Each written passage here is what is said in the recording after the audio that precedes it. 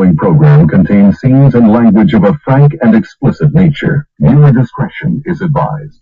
In 5, 4, 3, 2, live now. Don't know Mike, I don't know what you're talking about. Hey everybody, it's me the Matthew.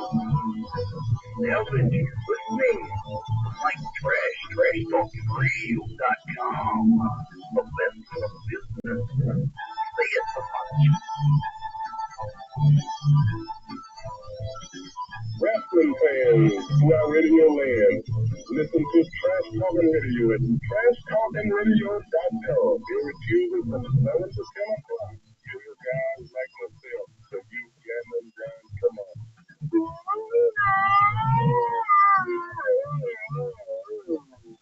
That's my favorite.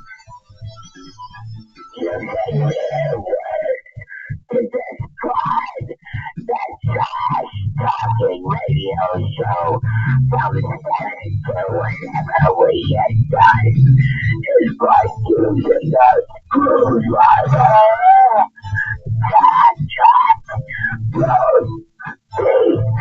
This will never shine. The other half of the rock and wrestling connection. That's the trashy one and the loose one. Together forever.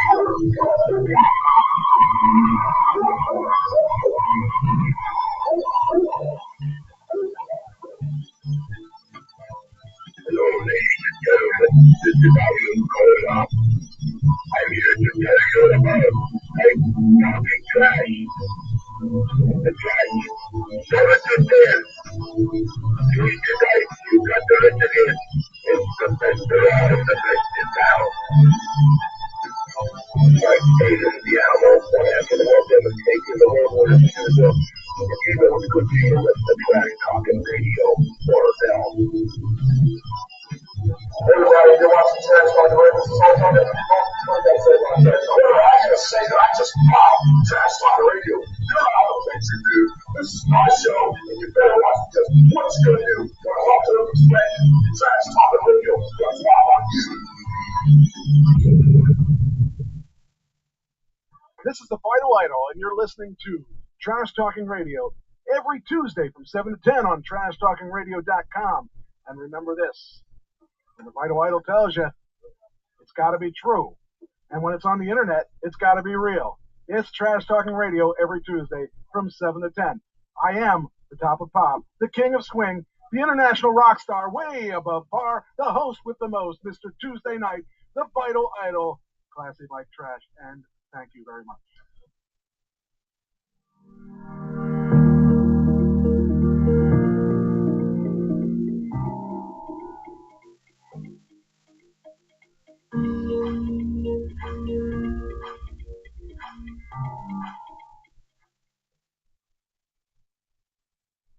It is Trash Talking Radio. It is Tuesday, and it is the best night of the week. And wow, I think I've figured out some of the problems we're having, and I think I can solve them for a real future show. Well, not real future, but hopefully next week. I think I was experimenting before we went on the show. That's why I ended up being late, because I forgot how to undo what I did. How you doing, Doug? I am doing fine. How are you? I am doing great, and I had a real busy weekend. Oh man, I've been going crazy here. I've been, my normal busy is busy. This was even more busy than my normal busy, so it's been kind of crazy. Actually, I didn't even do a sound check with you. Let's do a sound check while we're thinking about it. That's you. You gotta do a. I'm not hearing much of me. Check. Okay. Check 1, 2. Check 1. Yeah, we're good. Just making sure everything's good. Now I just gotta.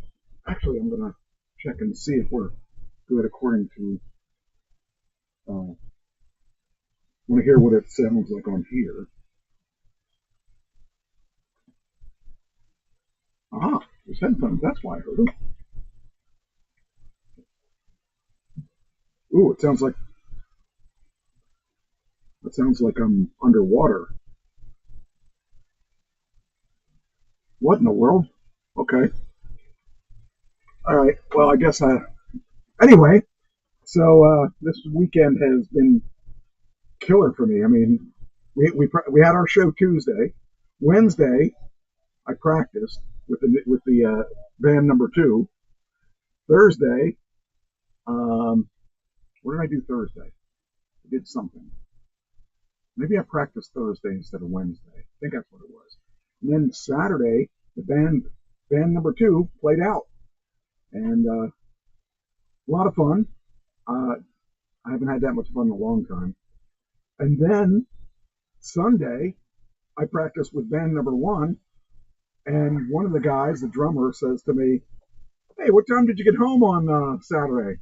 I'm like, "He must know. He must know where I was." And I said, "Oh, I don't know, 12:30, 1 o'clock, something like that."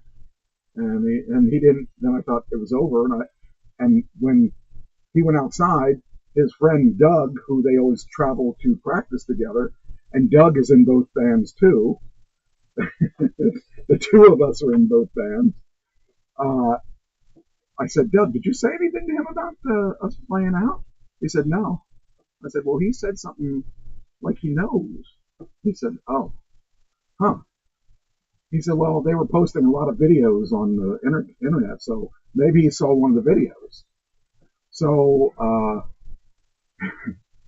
I didn't say anything to him, and I just kind of let it go, and then he all of a sudden the guy's name is Timmy. He's the drummer. He goes, "So you guys sounded pretty good." He said it in front of the whole band, and all of a sudden I'm like, my heart just dropped. I was like, "Oh, I guess we're not going to have to hide it anymore." And they're not going to fire Doug because it's Doug's band. And they're not going to fire me because it's Doug's band. So Doug's in both bands with me. So I was like, I feel secure. I mean, if they fired me, I still have the other band, so it doesn't really matter to me. But it just felt really uncomfortable when he said that. And so we were talking like, you know, we were playing with this other band, we admitted that it's true.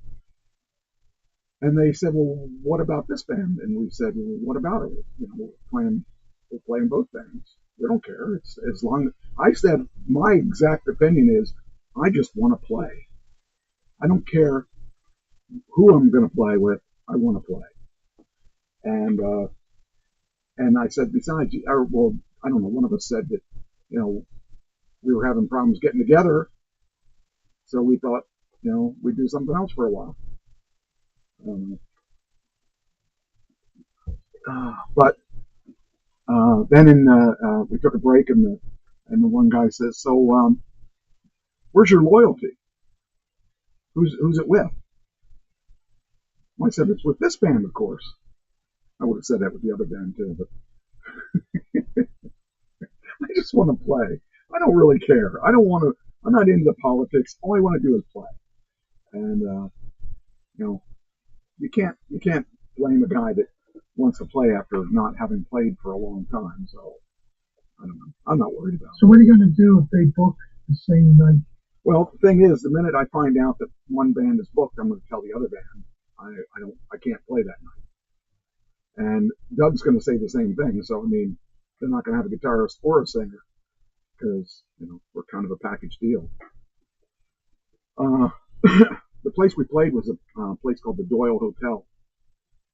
And the Doyle Hotel is like this real little itty bitty place, but it was rowdy as anything. We had a good time, and I went back to last time I had that much fun was when I was in Barking Rats. I was all over the place. I didn't stay on the stage. I took my wireless microphone. I went out in the middle of, and I was dancing with the girls and stuff, and we had a good time. It reminded me why I was a musician. All those things that I keep thinking that maybe I'm too old to do, I'm not. I guess I learned that I can still do it. I can still play. And we had to take the PA up 12 steps. And that got to be kind of painful. And taking it down the 12 steps was painful too. But it was a lot of fun. I don't remember having that much fun. I mean, it was just awesome. It just, you know, that's when I go. That's why I'm in the business, you know, because I just love to play, and I don't even care about the money. It's really about the whole experience. Um, Having a chance to entertain. I've been doing this for so long. I just don't know what I would do if I couldn't do it. I mean, I took off when Ken died because I had to, because I just I couldn't understand losing him like that, and so it was I just couldn't perform. And I felt so out of place, and you know, now I feel like I've got it back. I feel like uh, I can play again. So that's what it's all about. It's entertainment. Did you do anything fun? Not really. I just did my normal week. Okay. Homeschooling the kids, working at the ASC, doing recovery work. Okay. You know, same old, nothing exciting. I don't know. Not as exciting as being the lead singer in a band on stage or out in the crowd dancing with the girls. That sounds like jealousy to me. Yeah, just a little bit. But just a little bit. Hey, my girlfriend was right there. I couldn't do anything about it, you know. But I wouldn't have anyway, because I mean, I just love to do it. I just love the whole. You know what it is I think it's the control thing. The fact that I can get people to react to what I'm saying and what I'm singing and stuff like that. And we were doing songs that I couldn't even stand doing, like Smoking in the Boys' Room. Last thing I want to do is that song. I hate that song. I hate Georgia Satellite's Keep Your Hands to Yourself. I hate that song. But they just popped so big for both of those songs. I don't know. I just don't get it. But hey, as long as they were having fun, that's all that matters. And That's all that matters. you know, I left there. They actually paid us $50 more than they promised us. So, I was getting comments, and this is going to sound egotistical because it is, uh, but we were told we were the best band that has ever played there, ever. That hotel is like it was made 1895 or something like that. That's a lot of years. I don't think they have bands every year, but that's a pretty big compliment. And that was our first playing out. I mean, I've only been with them. I think I was with them 7 or 8 times practicing before we played out, and that's not very many. So I did. How'd you do with memorization? Um, about half the songs were memorized. The other half, I had my notebook there, because even though, like, I have all the songs somewhat memorized, but only only maybe half the songs totally memorized. But it went over so well, nobody even noticed. No, I had my notebook there. Nobody even noticed, or at least they didn't say anything. If you see the clips and stuff, you'll see that occasionally I'm glancing at the notebook because I don't have all the songs memorized, but I have most of the. I know the words to most of the songs, just can't remember the order that they're in because they're still new. But I'm getting there. I'm getting to the point where I'll be able to spew those songs out without any problem. I actually remembered a whole lot more songs than I thought that I had. Some of the ones they really liked were like the Aerosmith they liked. They liked the Judas Priest. They liked the ZZ Top. American Woman. They What top number? What top number did you do? Which one? What ZZ Top number? Oh, we did Tush. We did. What was the other one we did? In the other band, we do more, or we do different ZZ, and I can't remember which ones we do with this one. Tush is the one we did that was main, and what's the other one? I can't remember the other one, but they popped for that. They popped for everything. It was really cool. The only thing I think would have been making it better is if we did more slow songs, because we didn't do that many slow songs. I think we only did one slow song. So, and we played 7 to 10, which was nice because we were done early. So we got there around 5 because we hadn't, we took my PA. My PA hadn't been used since Ken died. So we set it up and got everything working. It sounded good. It was set on 4 out of 12. And it was plenty loud there. And we didn't have it turned up. We didn't even turn all the way up on 4. So that means that place is really small, or else I have a really powerful PA, or both.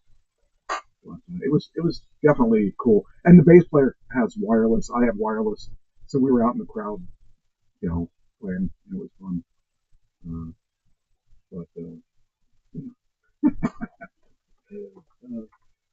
But it was really awkward Sunday. I had to give a confession Sunday. So. Did you get absolved after the confession?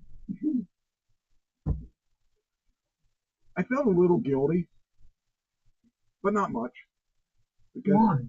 You're allowed to be in 2 bands. Well, because I like to commit to one band, but the one band isn't doing their job. They're canceling practices, and we're playing out with that band on the 25th. Oh no, on the 31st. On the 31st. So I got to be really on, because I know more songs of that band because I've been with them longer. There's a couple that I can never remember the order that the stuff is for, like Jailbreak. Tonight there's going to be a Jailbreak somewhere in this town. I always screw up the second verse, and for some reason I can't, because he doesn't rhyme the words. He just says words, nothing rhymes. So I just, I kind of hate that, because a lot of the times the words help make sense if they rhyme. I can, like, if I know the rhyming word, I can guess what the next word is, and they don't do that. So, and the guy never really sings on time. He always scatters it across that thing. It drives me nuts when I try to remember that song. But other than that, it's good. It's all good. And I'm looking forward to the next job. If we have a next job, you never know, because there's people that the drummer kind of had a fit because he couldn't hear himself, and that room is so small. The sound wasn't loud out in front of the PA, but it was loud where he was, and he got mad and said if we were ever that loud again, he's going to quit. Well, he shouldn't have said that, because now Doug wants to replace him. And so I don't know. He doesn't do well with ultimatums. So we'll see what happens in the next practice, which is I don't know when the next practice is, because I think somebody's going on vacation. So anyway, all right. Well, anyway, let's see here. Let me see what I got on my agenda. Any update on your car? I'm looking at a bunch of things. I'm trying to make a decision. I think I'm going to buy a used one that I found in Nashville. It's a really nice looking car. I just got to make sure I can get in it, because it's a Model S, and they sit a lot lower to the ground. It does have adaptive suspension where you can raise and lower the car. I just need to know if I can raise the car before I get into it, because if I remember correctly, when I looked at those a couple of years ago, it was really low, and that was a pain to get into. If that's the case, I got to rethink my thoughts, and I don't want to go down to Nashville and see I don't fit in that car. So I'll probably go over to the Tesla dealership and take a look at one close up before. If that's the case, then I don't know what I'm going to do. I'm probably going to just, I'm going to return my car. I'll drive this one out here that I bought, the blue one, and look for something and make a decision on that. Because by the end of the year, Elon, if he doesn't hit his numbers, he's going to give away the farm. I don't know, if he dropped the price of the S's or of the X's a little bit, I would be more apt to buy one. But I just think that's without the improvements that they need to make. I don't really want to buy a new X right now. I want to wait till the next version comes out. Plus, they're coming out with a van, I think, and that would be even better for me because pulling band equipment, whatever. It'd be nice to have a van. Oh, we'll see. But if not, I could always look at the Lucid again, because the Lucid had a really nice car and it had a nice SUV too, and it was around the same price as the S and the X. The problem is, or the good thing is, they get higher range because they have bigger batteries. That's not saying they get better range because they get more efficient. This means you can charge them further. And like for instance, they get 500 miles to the charge of their car versus 410 for an S. Well, they get 500 miles because they have a battery and a quarter. Or it's either a battery and a half or a battery and a quarter in there. So it's bigger than the battery in the S. And the their SUV gets 450 miles to charge versus the X, which gets 354, give or take. But the difference is they have a battery and a half in there. So, I would be okay with the battery and a half because I have solar and it charges the battery up. I just want to be able to get back and forth between my school and not have to charge before I come home. And I'm really close to that with my X now. But I want to be more than close. I don't want to have to worry if I go to school and then go, down the street to pick up something and then come back. I don't want to have to charge. I just want to make it easy on me. And so that's really what the big dependency is. That I want the convenience. If you're gonna make a car like this, you should really look for range. I mean, if you're just driving around town, the X is a great car. The S is a great car. All of them are a great car because they get their lowest one gets around 250, 275 miles to the charge. For most people, that's a daily driver. That's good. But if you're a guy that travels like me, you don't want to have to stop every 3 hours, which I have to anyway because I have to go to the bathroom every 3 hours. But, So I don't know. I'm pretty much still at the crossroads, but I'm narrowing it down, and I got to narrow it down quick because my lease ends real soon. So, and the other thing I could do is I could buy a used X and just deal with that until I find what I want, or just use that one that I bought. The one I bought has full self-driving and everything on it, but it just doesn't. It's not as new as this full self-driving doesn't work the same as the newer ones. The Hardware 3 don't self-drive the same way. In other words, they make you hold on to the wheel like my last one did, and then a lot of times it tells you you're not holding on to the wheel when you are holding on to the wheel.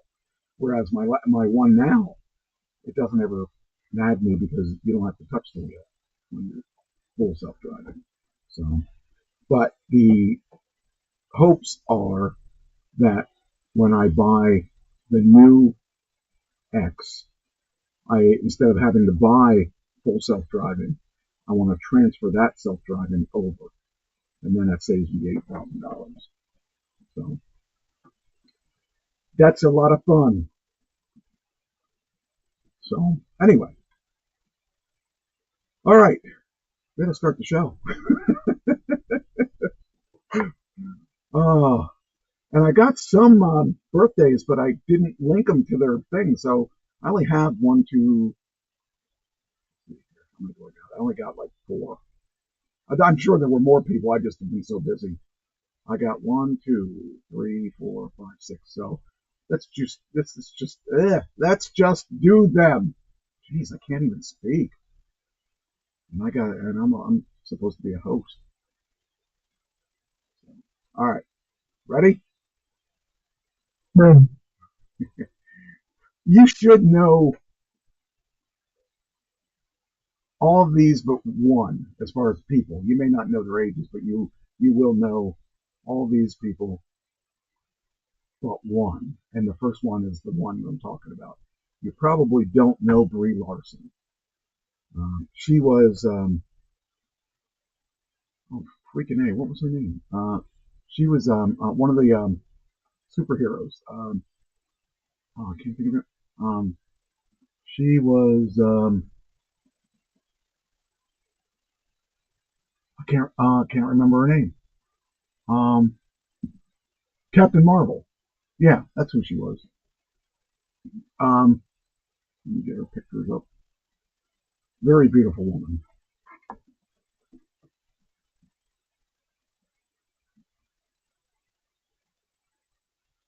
Any idea? No idea whatsoever. No idea. She looks in about her 40s. 36. 36. All right. And a hint, she's the youngest one we are going to talk about today. Okay. Did you see, what was that movie? I can't remember. This guy is Zach Galifianakis, and he's a really strange guy in real life, but he's a really good actor. And I can't remember the movie that the big movie. They had 3 movies. What was it? Oh, what is wrong with me? I can't remember the name of the movie. It was where these guys go out and get married, or the one guy was getting married, and they went out to Vegas. It was a real popular movie at the beginning of the year, or the beginning of the new millennial. Why can't I remember that movie? Oh, here's it's this movie here, and I can't remember the name of it. You know what? Let's do it. 3 Men and a Baby? No, it was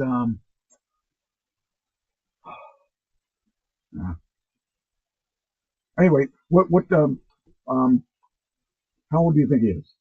I'll get the name of the movie. 52. Very close, 56.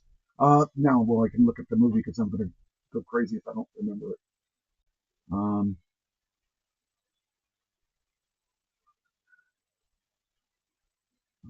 Hangover 1, 2, and 3. And then he had one called Blind Date.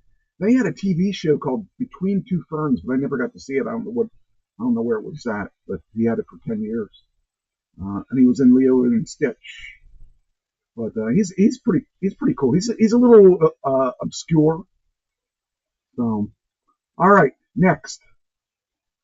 This one you may not know, but the other 2 you will know. I promise you. I won't throw any weird things at you here on this. This is one of those people with one name. You know who Tiffany is?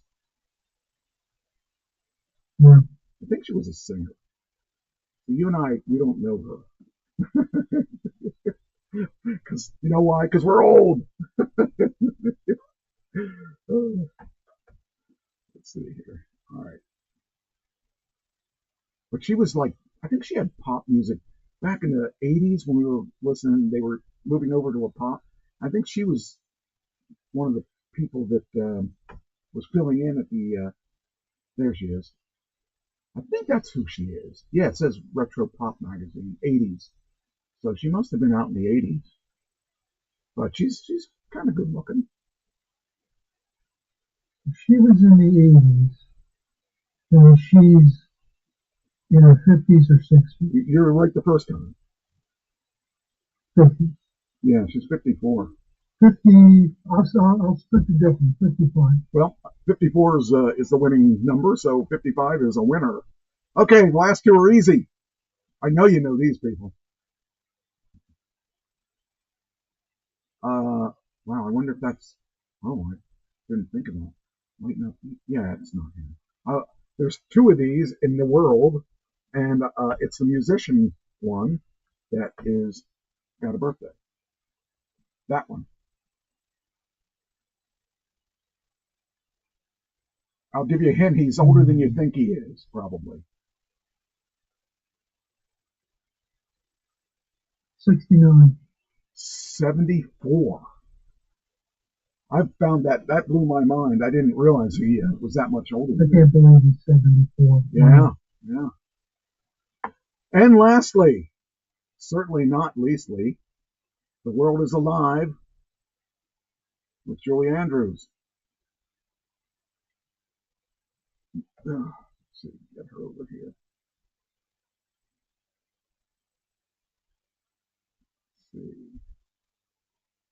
See how she looks nowadays. Well, oh, okay, that's probably her. Right there. 78. A lot higher.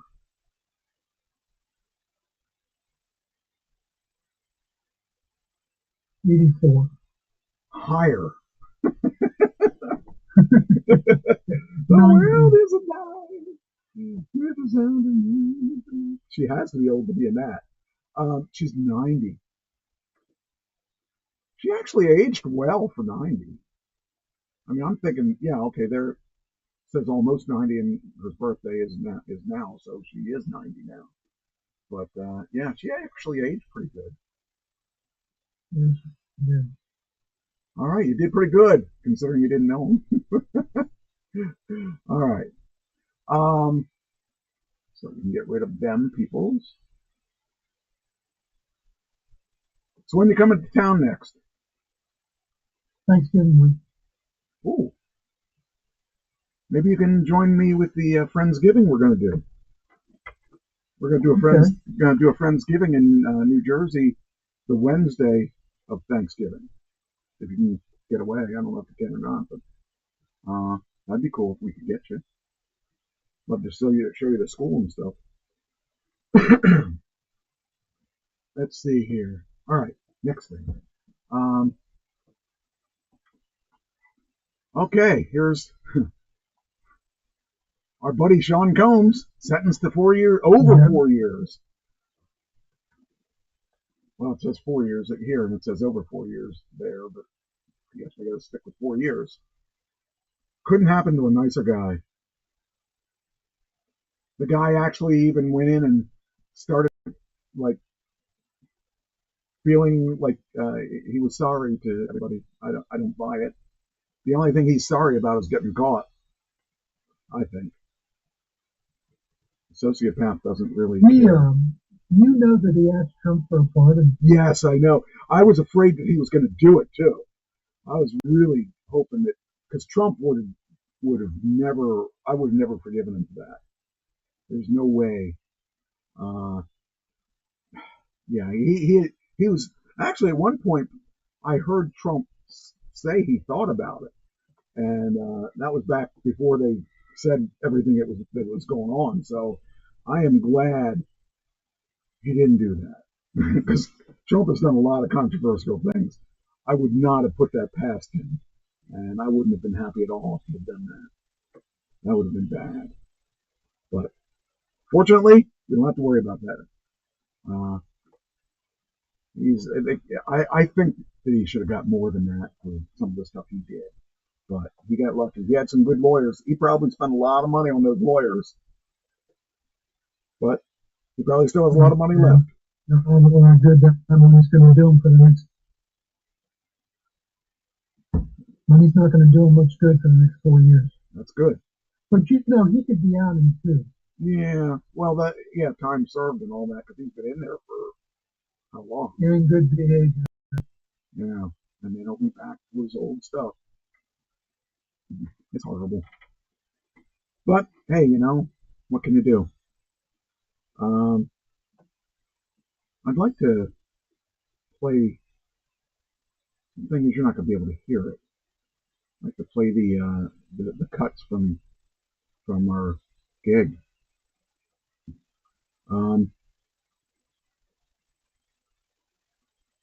You can see it though. You'll be able to see it. You won't be able to hear it. I got that, and I got the other thing that I have to play. You don't have to hear what. It's just music playing in the background. That's the ad for our Halloween thing that we're going to do. So I'll play that first, because then you won't be able to hear it, but all it is music, but you'll get to see it. I finished this right before the show, so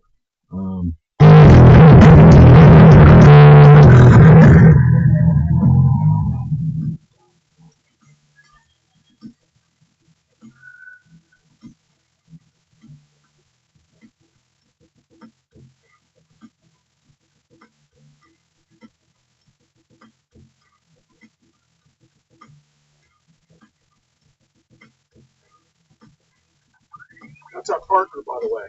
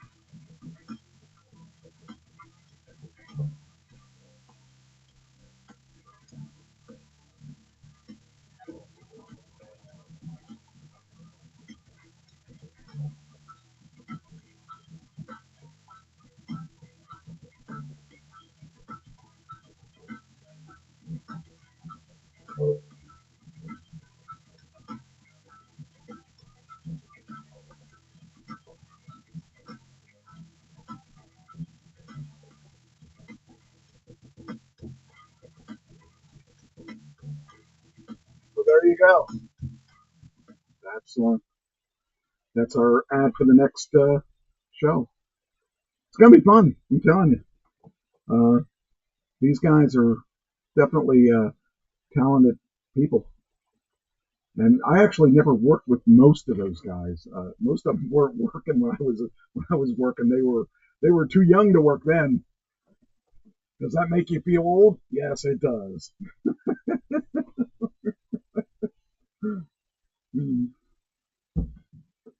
Now, I did think of buying one of these. This is the Model Y. I can buy that Model Y brand new for less than a used Model S or X, and it gets pretty good mileage. The reason I don't like it is when you're driving, you are used to looking straight ahead.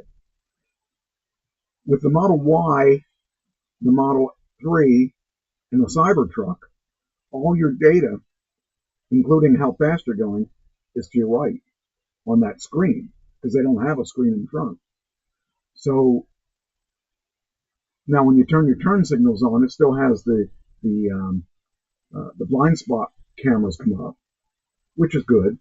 But I want my stuff right in front of me.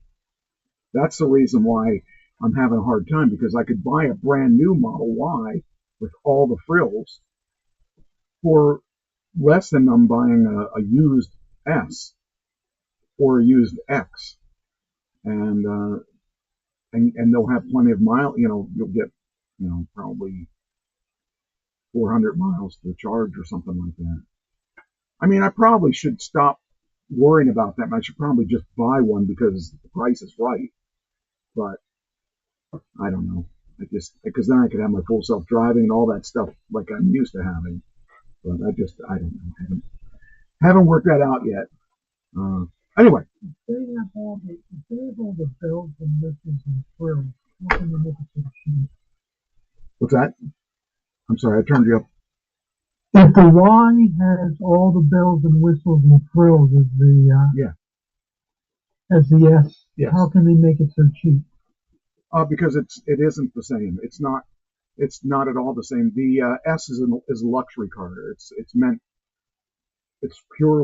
like the difference between in our day a Lincoln Continental and a Pinto. it's okay. There is truly a comfort thing, and you get some extra things. But they've been spending a lot of time on the Y because that's their big money maker. They've made that the basis of all their cars except the X, the Cybertruck, and the S, because those three are luxury vehicles, and this is not. So, I mean, they're kind of for everyday driving. A Model 3, a Model Y, or the new Model 2Q, whatever it is that they call it now. There are plenty for most people that are looking to buy a relatively cheap car. That new Model Q, or whatever they're calling it, the 2 or the Q or whatever it is, that'll be fine. That could be an everyday driver. It's small. It's smaller, and it'll probably have decent range. I mean, for a small car, because it's not as heavy as some of these other ones.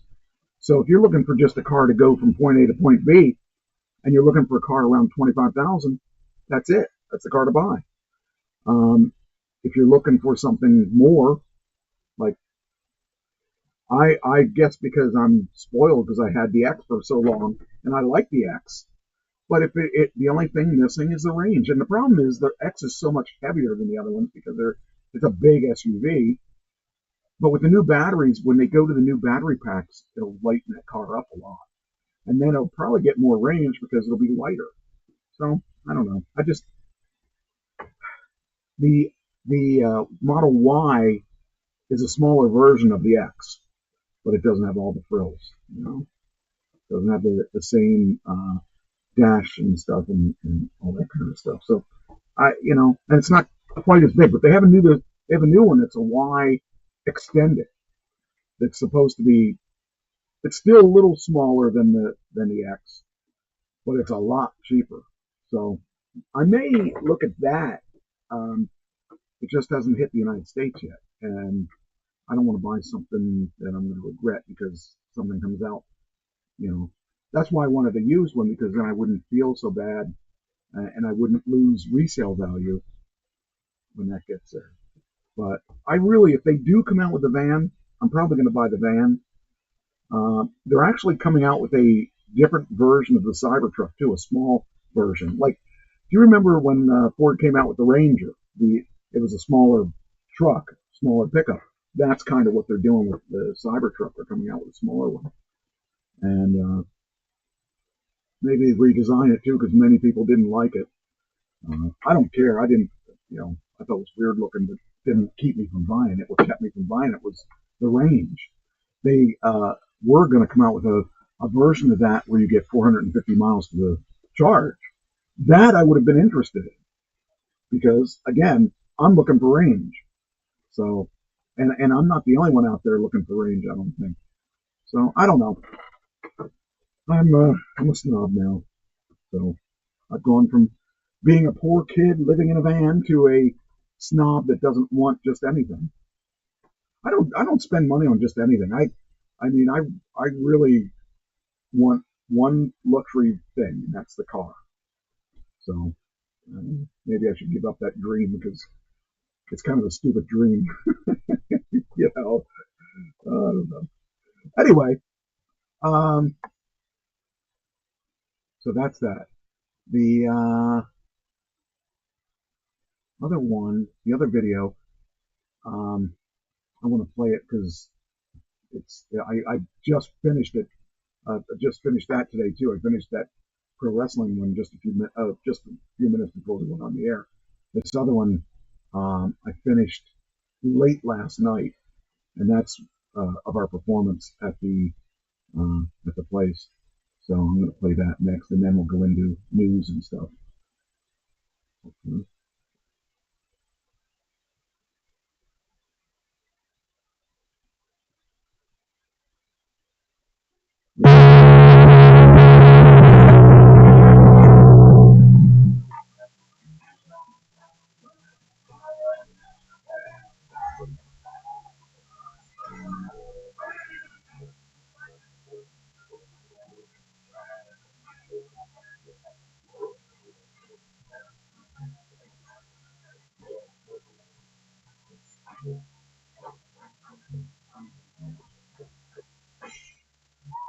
These are only short clips.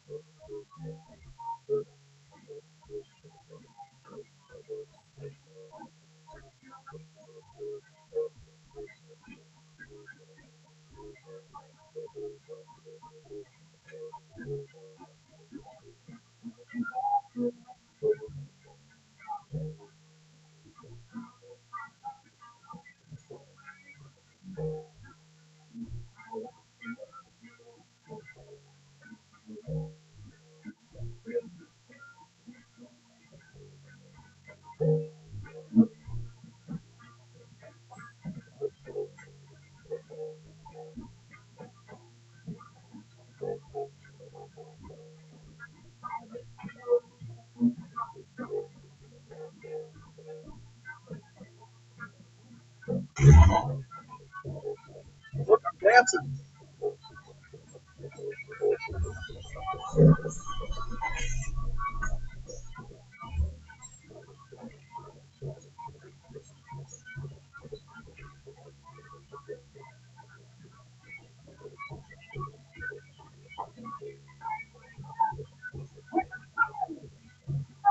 Let's get them ZZ Top song. Oh yeah, let's touch.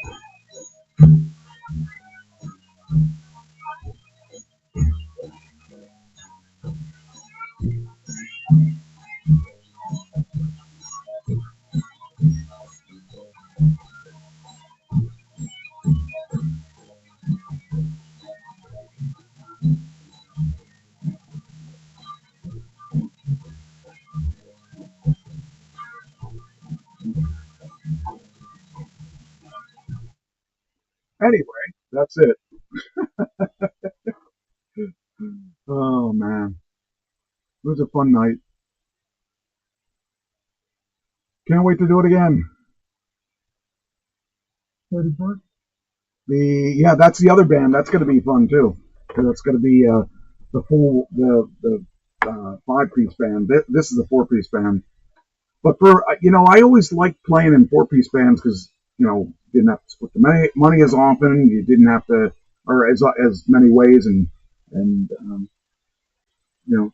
it just was always nice to have that thing. And it always reminded me of, I like George Thorogood, and he did a lot of stuff, except he had actually, I guess, technically, yeah, he was a 4-piece band because he had a saxophone player. But, I kind of like 4-piece bands because you don't have too many people on stage. We couldn't put a 5-piece on that stage because it was a real small stage. But it's a lot of fun. So that's the entertainment part of the show. Well, that's the no more entertainment tonight. We're going to be all serious now. So, what's that? Oh, I know what that is. Okay. So something I didn't see before. Okay, go back. Okay. All right, now. You want to do a couple? Want me to go ahead? Yeah, go ahead. I'll let you get in early this time. Actually, we start a little late, so we'll be on time.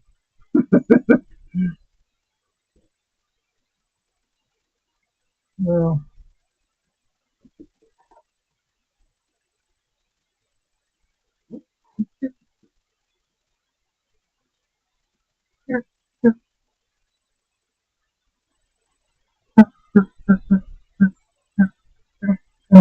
government shut. Yeah. Go ahead. Something is going funky here. There are no government. Well, there is some government operating, but not a lot of government operating. Hold on, I gotta adjust the volumes because. Okay, let's see. That should be okay, and NDI should be okay. Should be okay. Go ahead.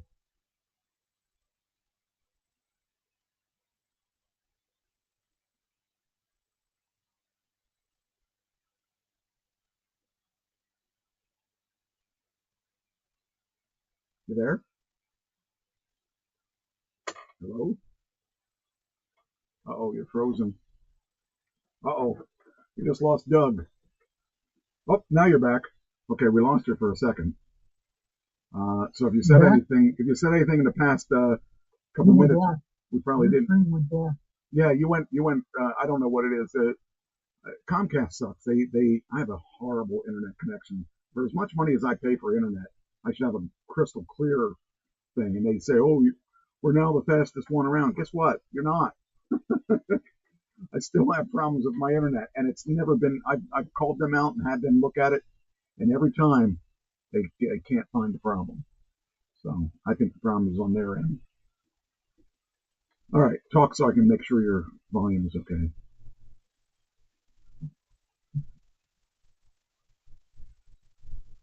Okay, check 1 2, check 1 2, check 1 2, check 1 2, check.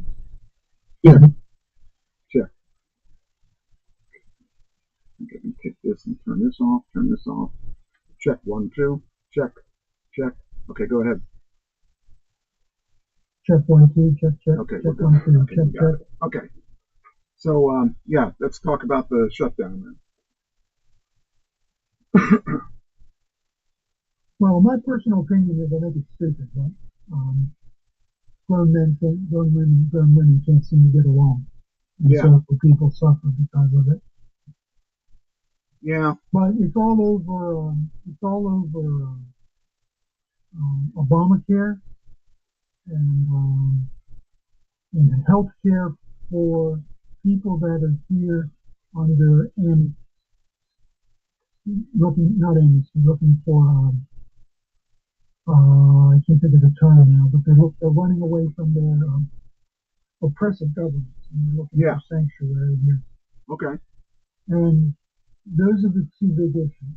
Obamacare is a mess, and they're cutting people out of Obamacare, and the rates are going to skyrocket, and the people that need it the most aren't going to be able to afford it. See, that's the problem.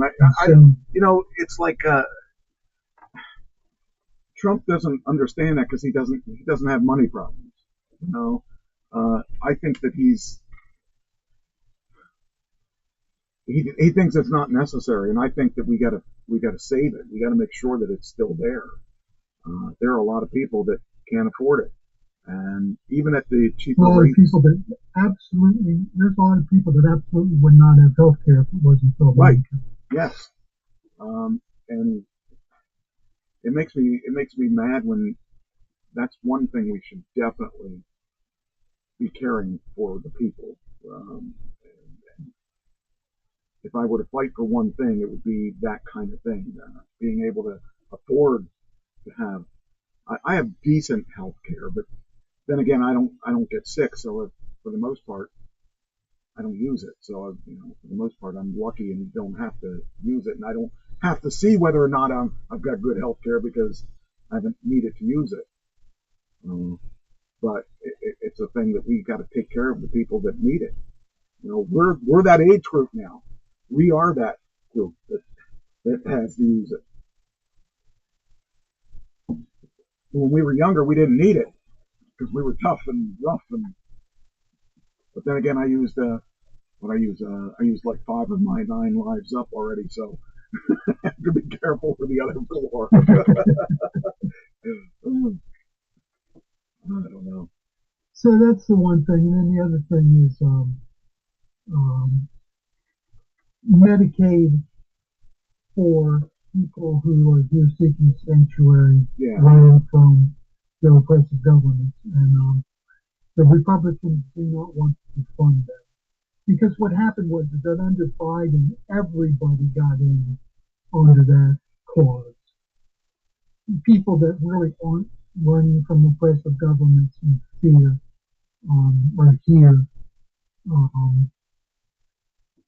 under that, and the Republicans don't want to fund it. But the problem is there's a lot of people that need it. And under the law, illegals cannot get Medicaid, cannot get Obamacare. But there are ways around that, and Republicans want to shut that off. Trouble is, it hurts people that really need it, and that's the catch. And the Republicans have said that they're willing to negotiate on Obamacare, but the Democrats want everything, and they want the whole ball of wax, and they won't negotiate. And they're betting that people will side with them and not side with the Republicans. But Trump wants to fire many furloughed people. Right now, everybody in the government that's not working is furloughed, and they will get back pay. Trump wants to fire a whole mess of them and downsize government, and that's his threat. If they don't negotiate soon, he's going to fire them. And he's able to do that under the law. Really? I didn't realize that. Wow. Yeah, so it looks like a whole lot of government workers could be losing their jobs permanently. And it's all part of the Republicans' designed desire to downsize the central government. And I don't know, man. I just read before we came on the air, I just read where there's a lot of air traffic control towers that are going personal because they don't have enough people to fill the air traffic controllers. And, that my wife's flying on Saturday, and I don't like the fact that everybody's undermanned right now. Yeah. And that's scary. So it's scary, and this doesn't have to be this way, but it's the dysfunction in Washington makes it go this way. Democrats don't talk to Republicans, and Republicans don't talk to Democrats, and so we have standoffs with this. I don't get it. So in the Senate,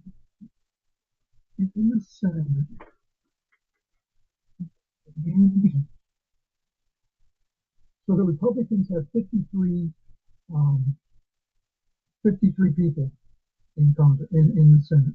They've got 3 Democrats that have crossed ranks and are siding with the Republicans. That's 56. They need 4 more people to come over and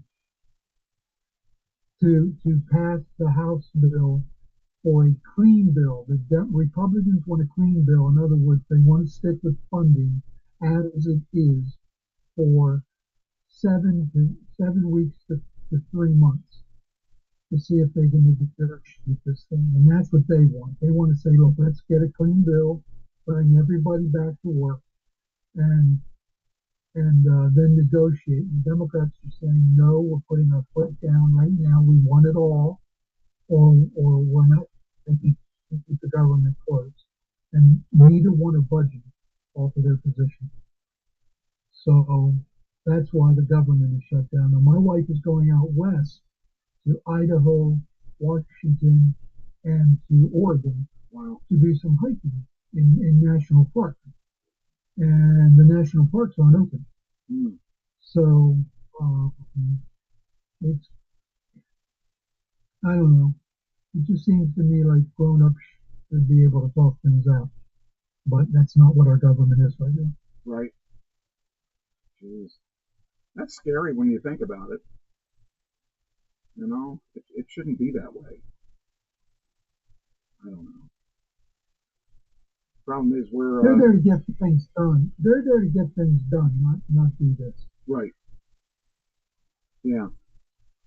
Just seems weird that you know, this comes. It sounds like I'm anti-Democrat, but it seems like Democrats, when they're in power, you know, they don't care. I mean, everything's good, and then when they're not in power, they're like babies. They can't work with you. They got to have it all or not at all. And that's not the way that it should work. It should work because we are caring about ourselves. We're caring about our people. You know, it's so weird to think that this is what our government's come to. It's like a big, stupid society where if you're not with me, you're against me. You know, it just seems ridiculous. Well, I would prefer the government's clean bill, the Republicans' clean bill. I would prefer that and negotiate afterwards. Yeah, yeah.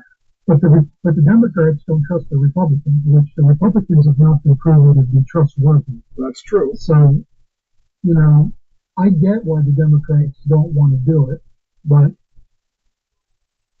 people out of work, people don't have money. If they're living a paycheck to paycheck, this is terrible. In most of America lives paycheck to paycheck. Yeah. You and I don't, but most of America does. Yeah. And I'm close to paycheck to paycheck, but we have savings. So, but most America doesn't have savings, and they run their credit cards up to the max, and they're running paycheck to paycheck. And if they're furloughed and it goes too many weeks without working, they go bankrupt. Yeah, yeah. I'll tell you, that's one of my fears is, and I know my fear is probably not really founded as much as other people's, but I have a terrible fear of not being able to pay my bills. Right now, my checking account's at the lowest it's been probably in 20 years. You know, it's because I have the school though. I mean, that's the issue with me is that the school's driving me crazy fund-wise because we spent all this money on you know, the different things like the second ring and something we didn't need to spend money on. You know, my partner said, well, we have a chance to buy this. And that was an extra $2,000 I really didn't have to spend. That was my buffer. So I'm kind of in this situation. I'm not in a situation that's desperate, but I'm in a situation where I don't have money right now, which is really weird. So if you were working for the federal government, you'd be furloughed right now and you wouldn't have any income. Right. That $2,000. That $2,000 would be very important. Absolutely. Absolutely. Right now, I'm going to have to tap into my retirement. And that's going to be a pain because I already tapped into it once this year, actually probably twice this year. I'd have to think about that. But wants to buy that car because I didn't want to have payments on it. So yeah, there's things like that. It's scary. It really is scary when I think about it because it makes me think of the way it used to be. and I'm not so sure I want to be in that boat again. I like having my situation where I don't have to worry about things from week to week, and yeah, it's kind of weird thinking I might actually have to worry about that. But I just gotta just deal with it. Hopefully, it's not going to be that, but you never know. It depends how long they keep doing that too. If they come up with a resolution relatively quickly, which I doubt that they'll do, but if they come up with that, then I'm okay. But we know better than to think that they're going to do that. Yeah, kind of scary. It is scary. And Trump is sending troops into Portland, Oregon, National Guard troops, and into Chicago. He wants to send troops into Chicago. And he's getting a lot of resistance from the Democratic-run city.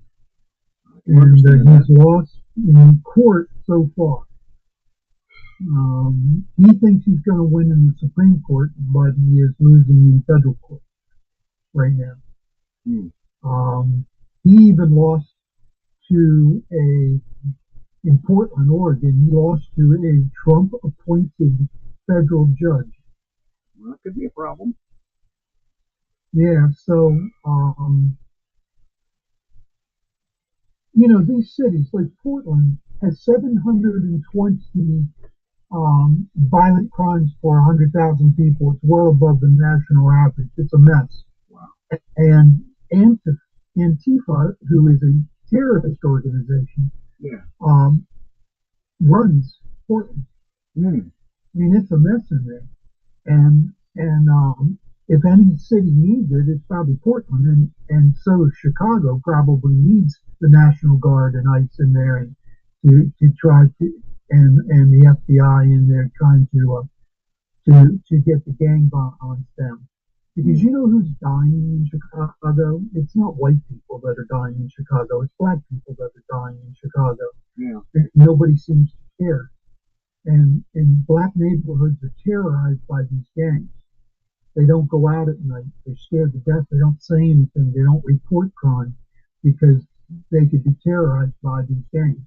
So if anybody needs the National Guard, the FBI, and ICE, it's these black neighborhoods in south of Chicago. But the Democrats don't seem to care about that. They don't want the extra help in. Then the police can't handle it, but they say they can. But the violence just keeps going on and on and on.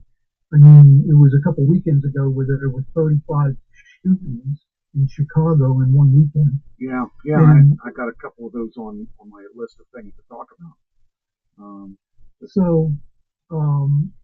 I don't understand. I mean, Washington is quiet after Trump went in with the National Guard, the FBI, and ICE. Washington is very quiet. They cleaned out a lot of the bad people and put them in prison. But other cities, they are so anti-Trump, they can't see the forest of the trees, and that's a shame. I know Trump says things and does things that irritate people, and I know that he has made a lot of enemies unnecessarily. But you got to see the forest of the trees. These drug-ravaged, gang-infested neighborhoods be cleaned out. People, and it's black people and Hispanic people. They're the ones that are suffering. Yeah.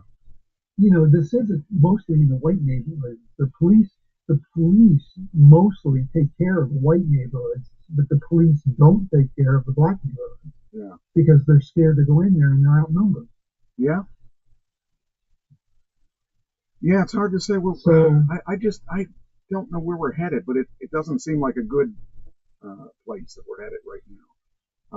I like some of the things he did, but I don't really think that I think he's trying to build this legacy, and I think that some things he's done has been for good, but I think that I'm not sure where he can. Like, I don't know how he could possibly do some of the things that, like he says, he's helping people, and then we see things like that where it's just the opposite, where it doesn't seem like it makes much sense on what his thought process is on it. So I have a hard time because I can't read what he's trying to really do. You know? Well, this is what he's trying. You know, I don't hate Trump. I want everybody to know that. I don't hate him. Yeah. But he's an egotist. Yes. And he wants the Nobel Peace Prize. And I just read this morning that they're making a new coin. They're making a dollar bill coin with his face on it. Oh, jeez. That would be the first living president to ever have a picture on a coin or a dollar bill. Oh, man. What an ego. His ego is out of control. You know. He wants to be the people's president, but he's the only one that really wants that. If he wanted to be the people's president, he would do what the people want him to do. But he doesn't.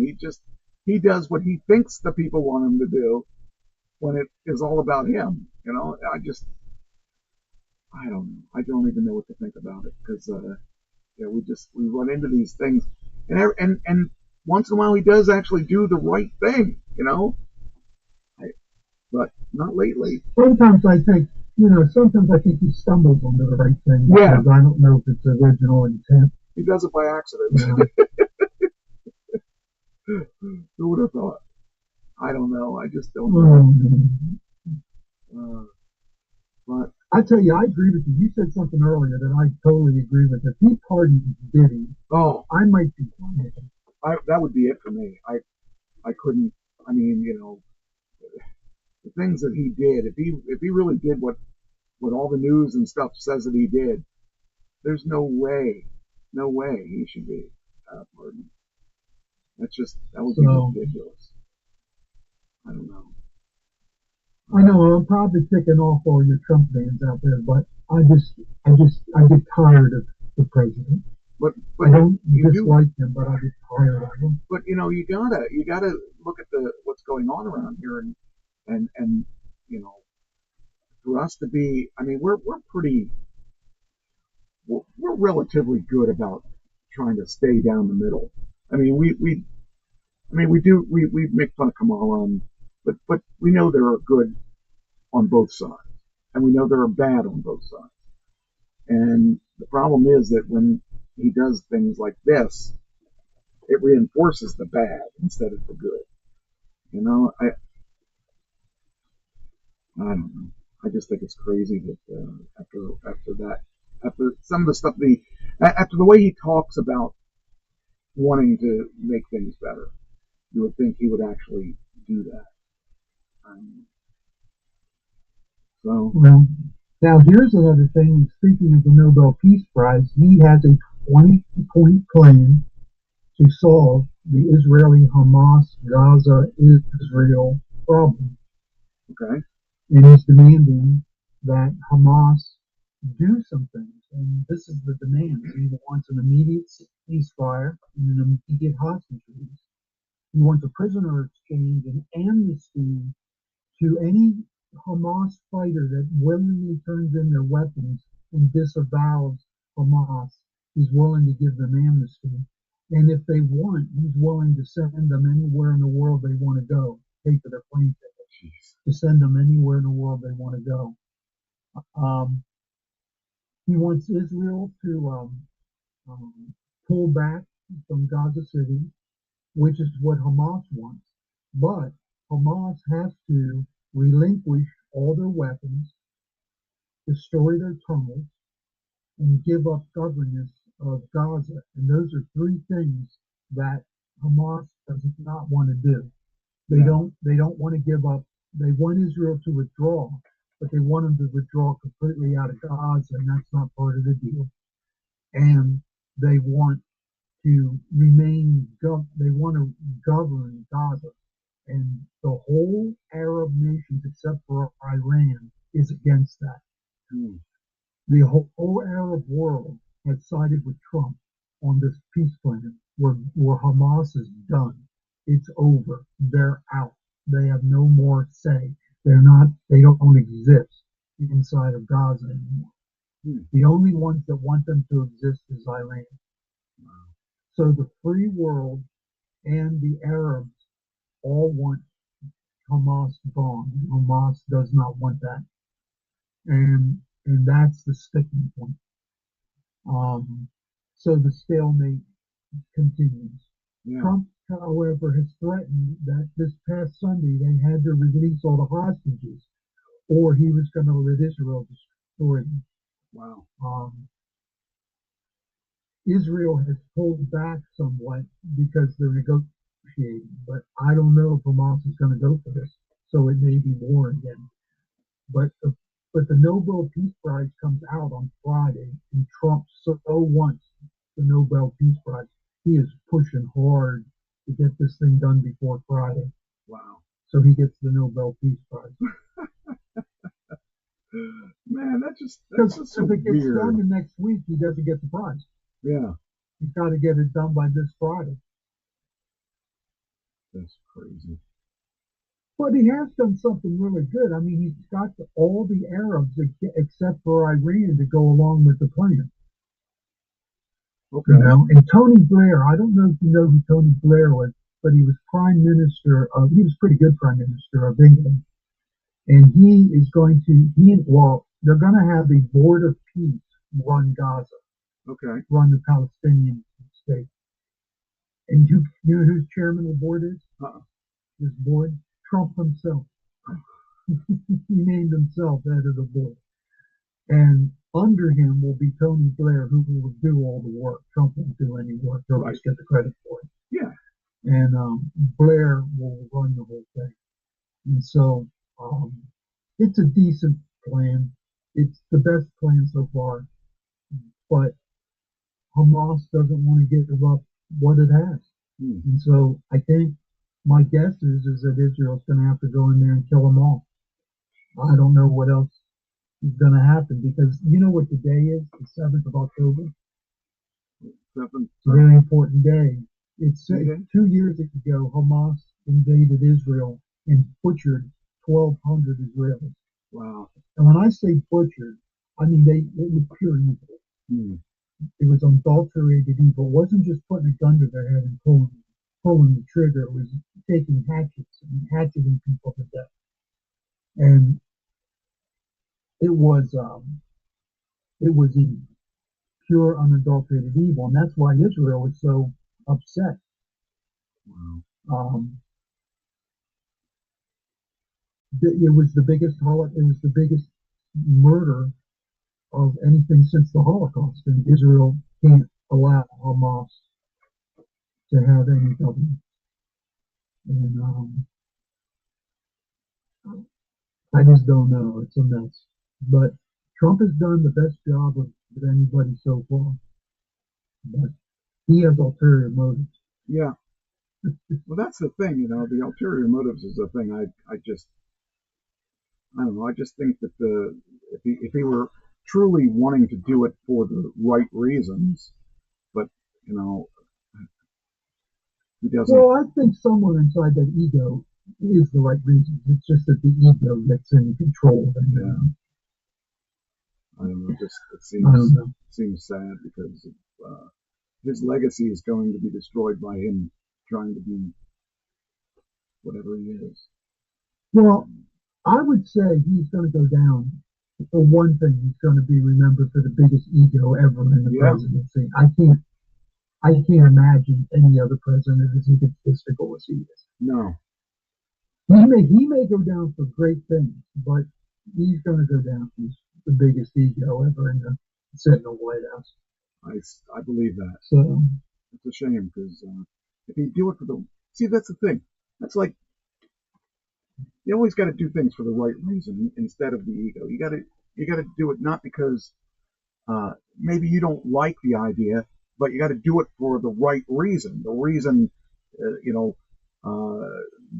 that it benefits more people, and for the right cause. Even if you don't believe in that cause, if you're the president, you should look to see what the people want. I'm silly by. Well, I live by a couple mottos, and one of my mottos is just do the right thing. Right. Yeah. And no matter what the cost, just do the right thing. Yeah. And everything else comes right along. If you do the right thing, you can't. Most of the time, it works out. Yeah. But someone like him, he's not doing it for anything other than ego, and that's not the right reason. In the ministry I was in, I think I've said this before, but there'd be women come in with their kids looking for help with rent or electric or gas or whatever. They'd be coming in asking for money. Right. And they come in with their hair done, their nails done, their toes done, and right. their iPhone. And I'd want to throw them out. Yeah. But why are you spending all that money on that instead of, why should we pay for your nails? Just, I don't get it. But I look at the kids, and I knew they were the ones that were suffering. Yeah. So I had to give them. I give them. I pay for their electric or their rent or whatever. And because I wanted to do the right thing by the kids, even though mom is irresponsible. Right. But yeah, I don't know. Because the foster, you don't want to take the kids away because mom is probably a lot better than the foster system. Right. Parents, because a lot of people in the foster system are just in it for the money. They're not in it for the kids. I wouldn't want to put this. At least mom might love the kids. Yeah, a little bit. A little bit. Yeah. Well, then there's Russia and Ukraine. It hasn't changed. Russia and Ukraine, we're in year 3 now of this war. Yeah. And Putin's not going to end the war. He has no desire to end the war. But last night there were massive drone strikes in Kyiv, the capital city, and it's because Russia tried to do a summer offensive and they failed. Russia cannot win this war. They're not going to lose it, but they cannot win it. Right. It's going to be a stalemate for years. And it became to light that not only do they have 20,000 soldiers from North Korea on the front line, they now have 5,000 Cuban soldiers on the front line. They told the Cubans that they were coming over to rebuild cities. And when they got to Russia, they said, you're going to the front line. Jeez. They lied to them. They also told them they're getting $2,000, because in Cuba, you make about $20 a month is the average income in Cuba. So $2,000 a month is 10 times what you're making. Right, yeah. Right? Or 100 times more than you're making. So, of course, who's going to turn that down? If someone tells you you can make 100 times for your family what you're making now, you're going to go. Yeah. And then they find out when they get there that they are going to the front lines. I just thought that was, Putin is pure evil. He's just pure evil. Yeah, I believe that. It's a shame. And everyone's in it for themselves. All the politicians. No wonder that people don't trust the politicians anymore. Well, they don't trust them anymore. And another Venezuelan drug-running boat was blown out of the water yesterday. Yes. Crazy. So, I do not cry for those people being killed on those boats. But Trump has got critics, and the critics say that he is not following, he is not following international maritime law. And so he changed the designation from, let me see here, where's my note? We changed the designation from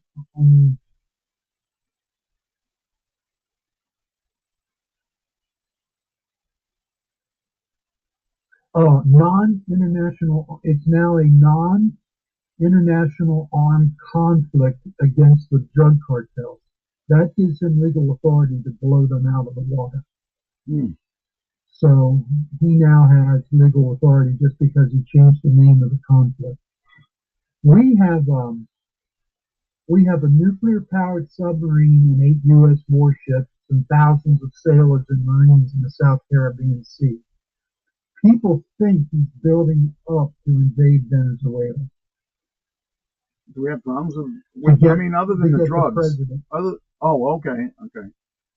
To get Maduro, who's running the drug cartel out of Venezuela. So the suspicion is he's going to invade, he's going to go into the capital city, and he's going to capture Maduro. There's a $50 million bounty on Maduro for information leading to his arrest or death, either one. Take it or pick one. And so, you know, why do you need a nuclear-powered submarine in the Caribbean? Right. If Venezuela has no need. So, what do you need a nuclear-powered submarine in there for if you're not gearing up for something bigger? Right. So it's a mess in there. It's an absolute mess. And but hey, 4 boats down. That's the kind of stuff I do like, is that we see him trying to eliminate these drug traffickers and stuff. That I see that, and I like that. But the things he's doing besides that, that's kind of an issue. So, I don't know. And he also stated that he's going to start doing something against the cartels that transport their drugs through corridors up through the Central America and the United States. So he may be moving against these drug cartels in sovereign nations, and he may ignore the authority in those sovereign nations, which is a big problem because Mexico won't let them in. And the reason why Mexico won't let our special forces in is because they're scared that the drug cartels will assassinate them if they allow our special forces into Mexico. So Trump has been holding back, but he may cross a line where he doesn't hold back anymore and sends in the U.S. Army and U.S. Navy SEALs and Green Berets to take out these drug cartels.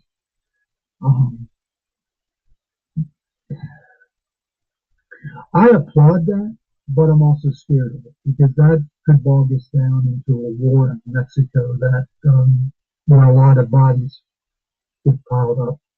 Right. And a lot of the innocent Mexicans being killed and a lot of American soldiers being killed. And but something's got to be done about these drugs coming in. And the other side of the fence is that we have a consumption issue. We have hundreds of thousands of people that desire these drugs, and there aren't enough treatment facilities to treat these people.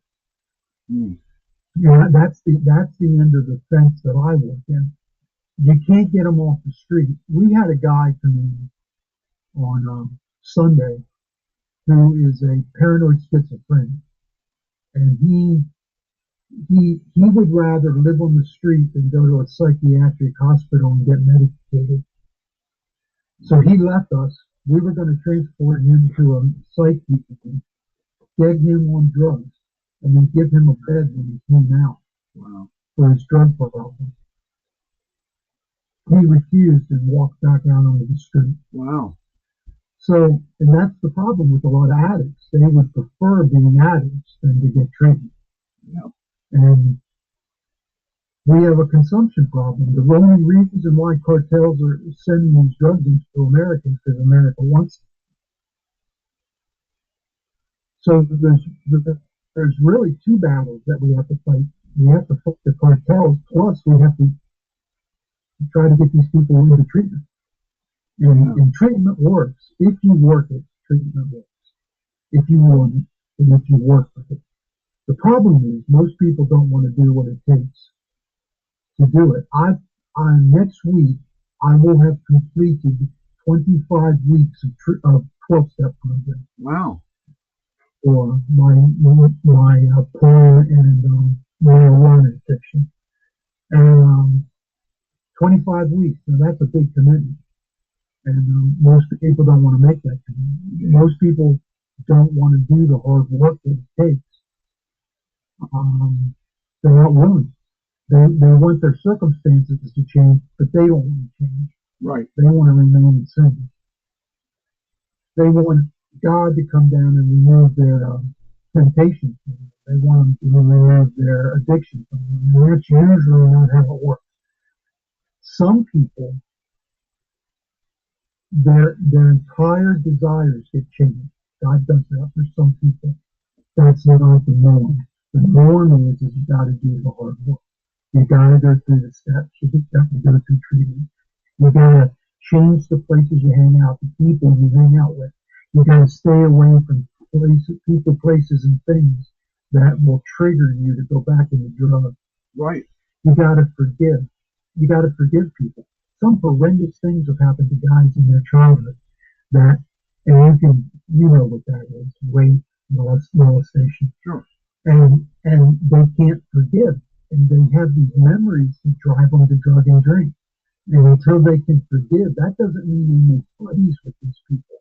That doesn't mean if they ever let them out of jail, that they don't go and fight for them to stay in prison. But you got to forgive. You know, God says if you know, forgive as I have forgiven you. And secular treatment programs know the power of forgiveness. And guys just find it hard to forgive. They can't forgive. Or they're not willing to forgive. Right. And successful people that in treatment forgive. They can't forgive. You know, my wife forgave me pretty quick. She didn't trust me very much. But she forgave me very quick. And it freed her, because when you hold unforgiveness in your heart, the other person doesn't hurt. Right. It hurts you. It doesn't hurt the other person, because the other person probably doesn't even care if they even know that you're holding unforgiveness about with them. The other person probably doesn't even care or know. So it only hurts yourself. And these guys, they just can't get past it.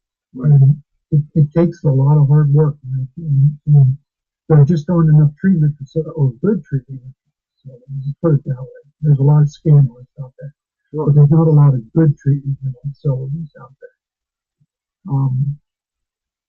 There's a lot of places that get your insurance, Mike, and they don't do much for you. Yes. They just get your insurance. Yep. And, they don't really care about you. About the paycheck and the wealth and the profit. And the industry's corrupt. Like the treatment industry's corrupt. There's a lot of good people in it. There's a lot of good facilities in it. Some Christian, some secular. It doesn't matter. Some are good, some are bad. But we need more.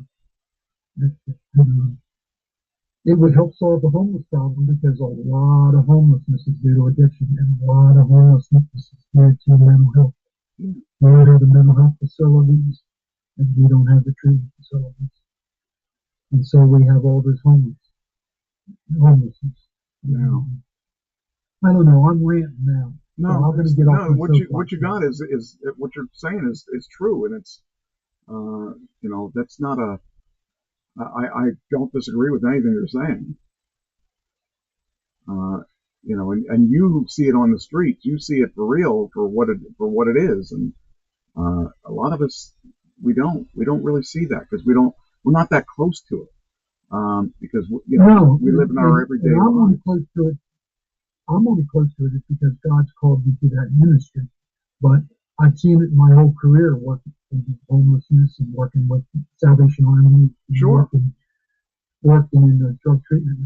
You know, it's a mess out there. Yeah. So you know what it's about because you're there. You're in the front lines when it comes to this. You know, me, I just read what's in the newspapers for the most part. I don't see what you see, and so yeah, what you're saying is very valid. You know, and I don't want to discount that at all. So we have a consumption problem, and then we have the cartels. And Trump is fighting the one side, but we're not doing anything about the other side. Yeah. And we gotta battle both. You know, you can't just say no. You gotta have, like Nancy Reagan wanted us to do. The addiction is real. Right. We gotta treat it. We have to treat addiction. We need facilities, and I think we need more than a 28-day program. Probably. 28-day programs don't do much. Yeah.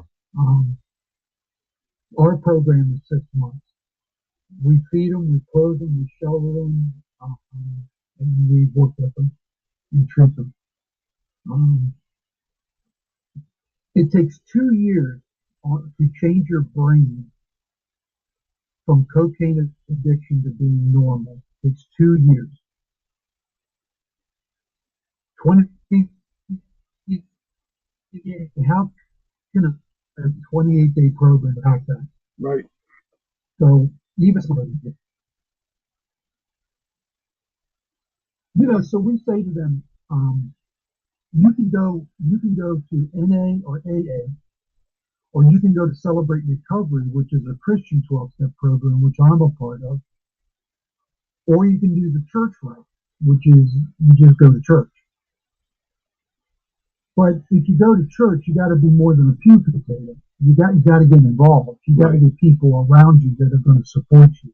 You got to get people around you that are going to hold you accountable. Right. Right. Because addicts don't want to be held accountable, and we don't want to accept responsibility for ourselves. So we need people that are going to challenge us when we start slipping. So if you go to church, you still got to have people around you that are going to hold you accountable. If you go to the Christian 12-step program, you got to work the program. If you go to the secular ANA or AA spiritual program, you got to work the program. It doesn't matter which one you choose. You just got to do it. And it's hard to get these guys and girls to do it. Just do it. It's really difficult. I can't explain to you the depth of step 4 and step 5, but step 4 and step 5 in the 12-step program is where you write down everything you've done, good or bad. Yep. And you tell it to one other human being. People stop at step 4 because they don't want to write down all the good or bad because they're ashamed of it. Right. And then they don't want to tell it to another human being. But that's the freeing trick of step 4 and 5 is when you share it with another human being, the shame works. Because the other human being doesn't reject you. Right. They love you anyway. Because they've done step 4 and step 5. And they've exposed things to somebody that they're ashamed of. And so if you've done it, like I've done it now, I'm taking other people under my wing, and I've worked with other people through step 4 and step 5. And I've heard things that are horrendous. The worst thing I've heard is that a guy was a street dog. He's been shot 7 times, and the worst thing is he shot people. But the worst thing he's done is he stabbed a guy through the eye. Oh. Ow. And he told me that. He lived with it. He's turned his life around.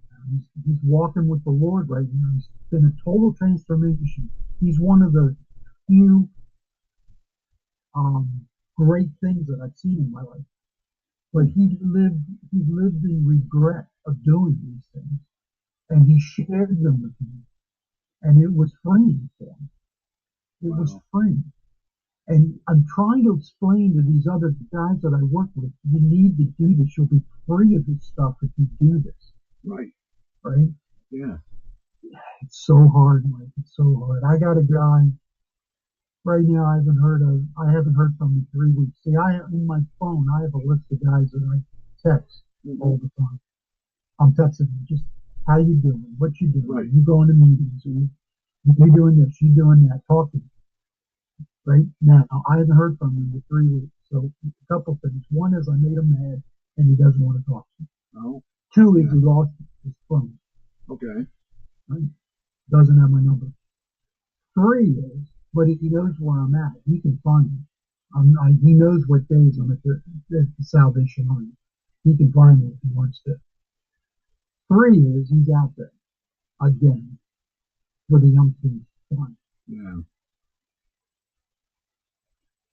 You know, so, or he's dead.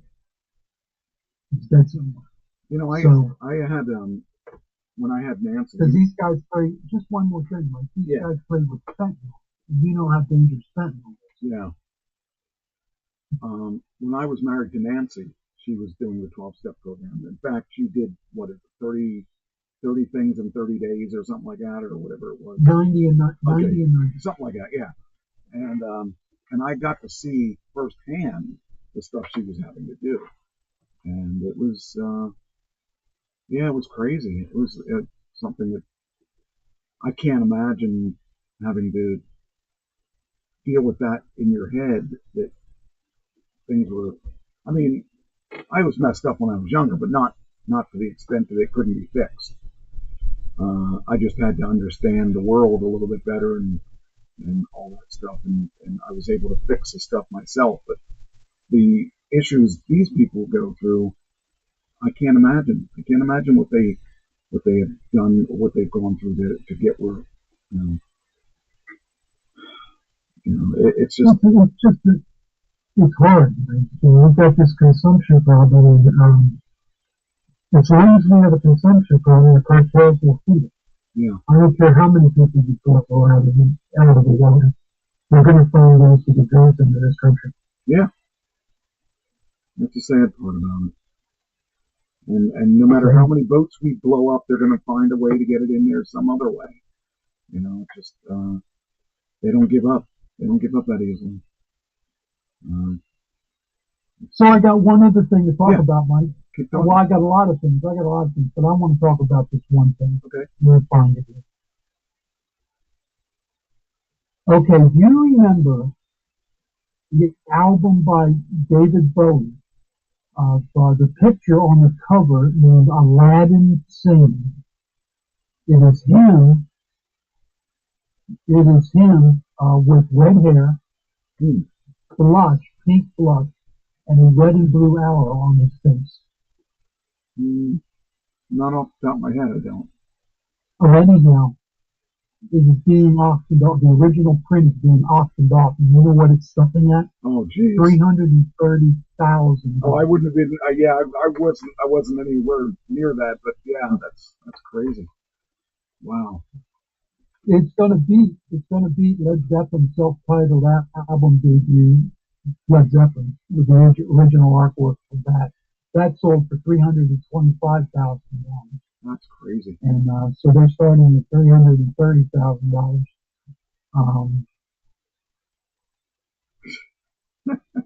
And I don't know what to think about all that. People just have money to throw away for something. Like they just have money. It's like throwing it away on them. Some people do. Some people do. Yes. I can't imagine. Like, I know there was an Eddie Van Halen guitar that went for like $2 or $3 million. I can't. It's a guitar.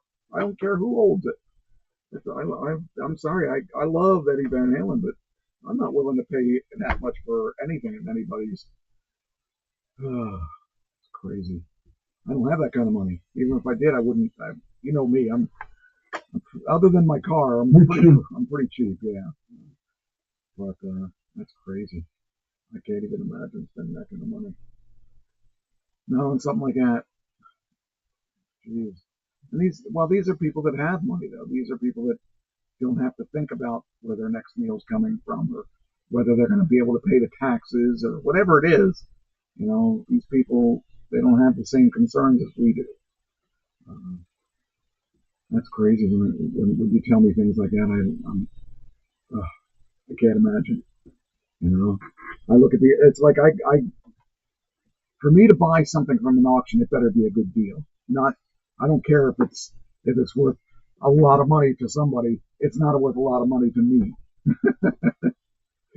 I know what it's like not to have anything, and I'm fine not having that particular thing.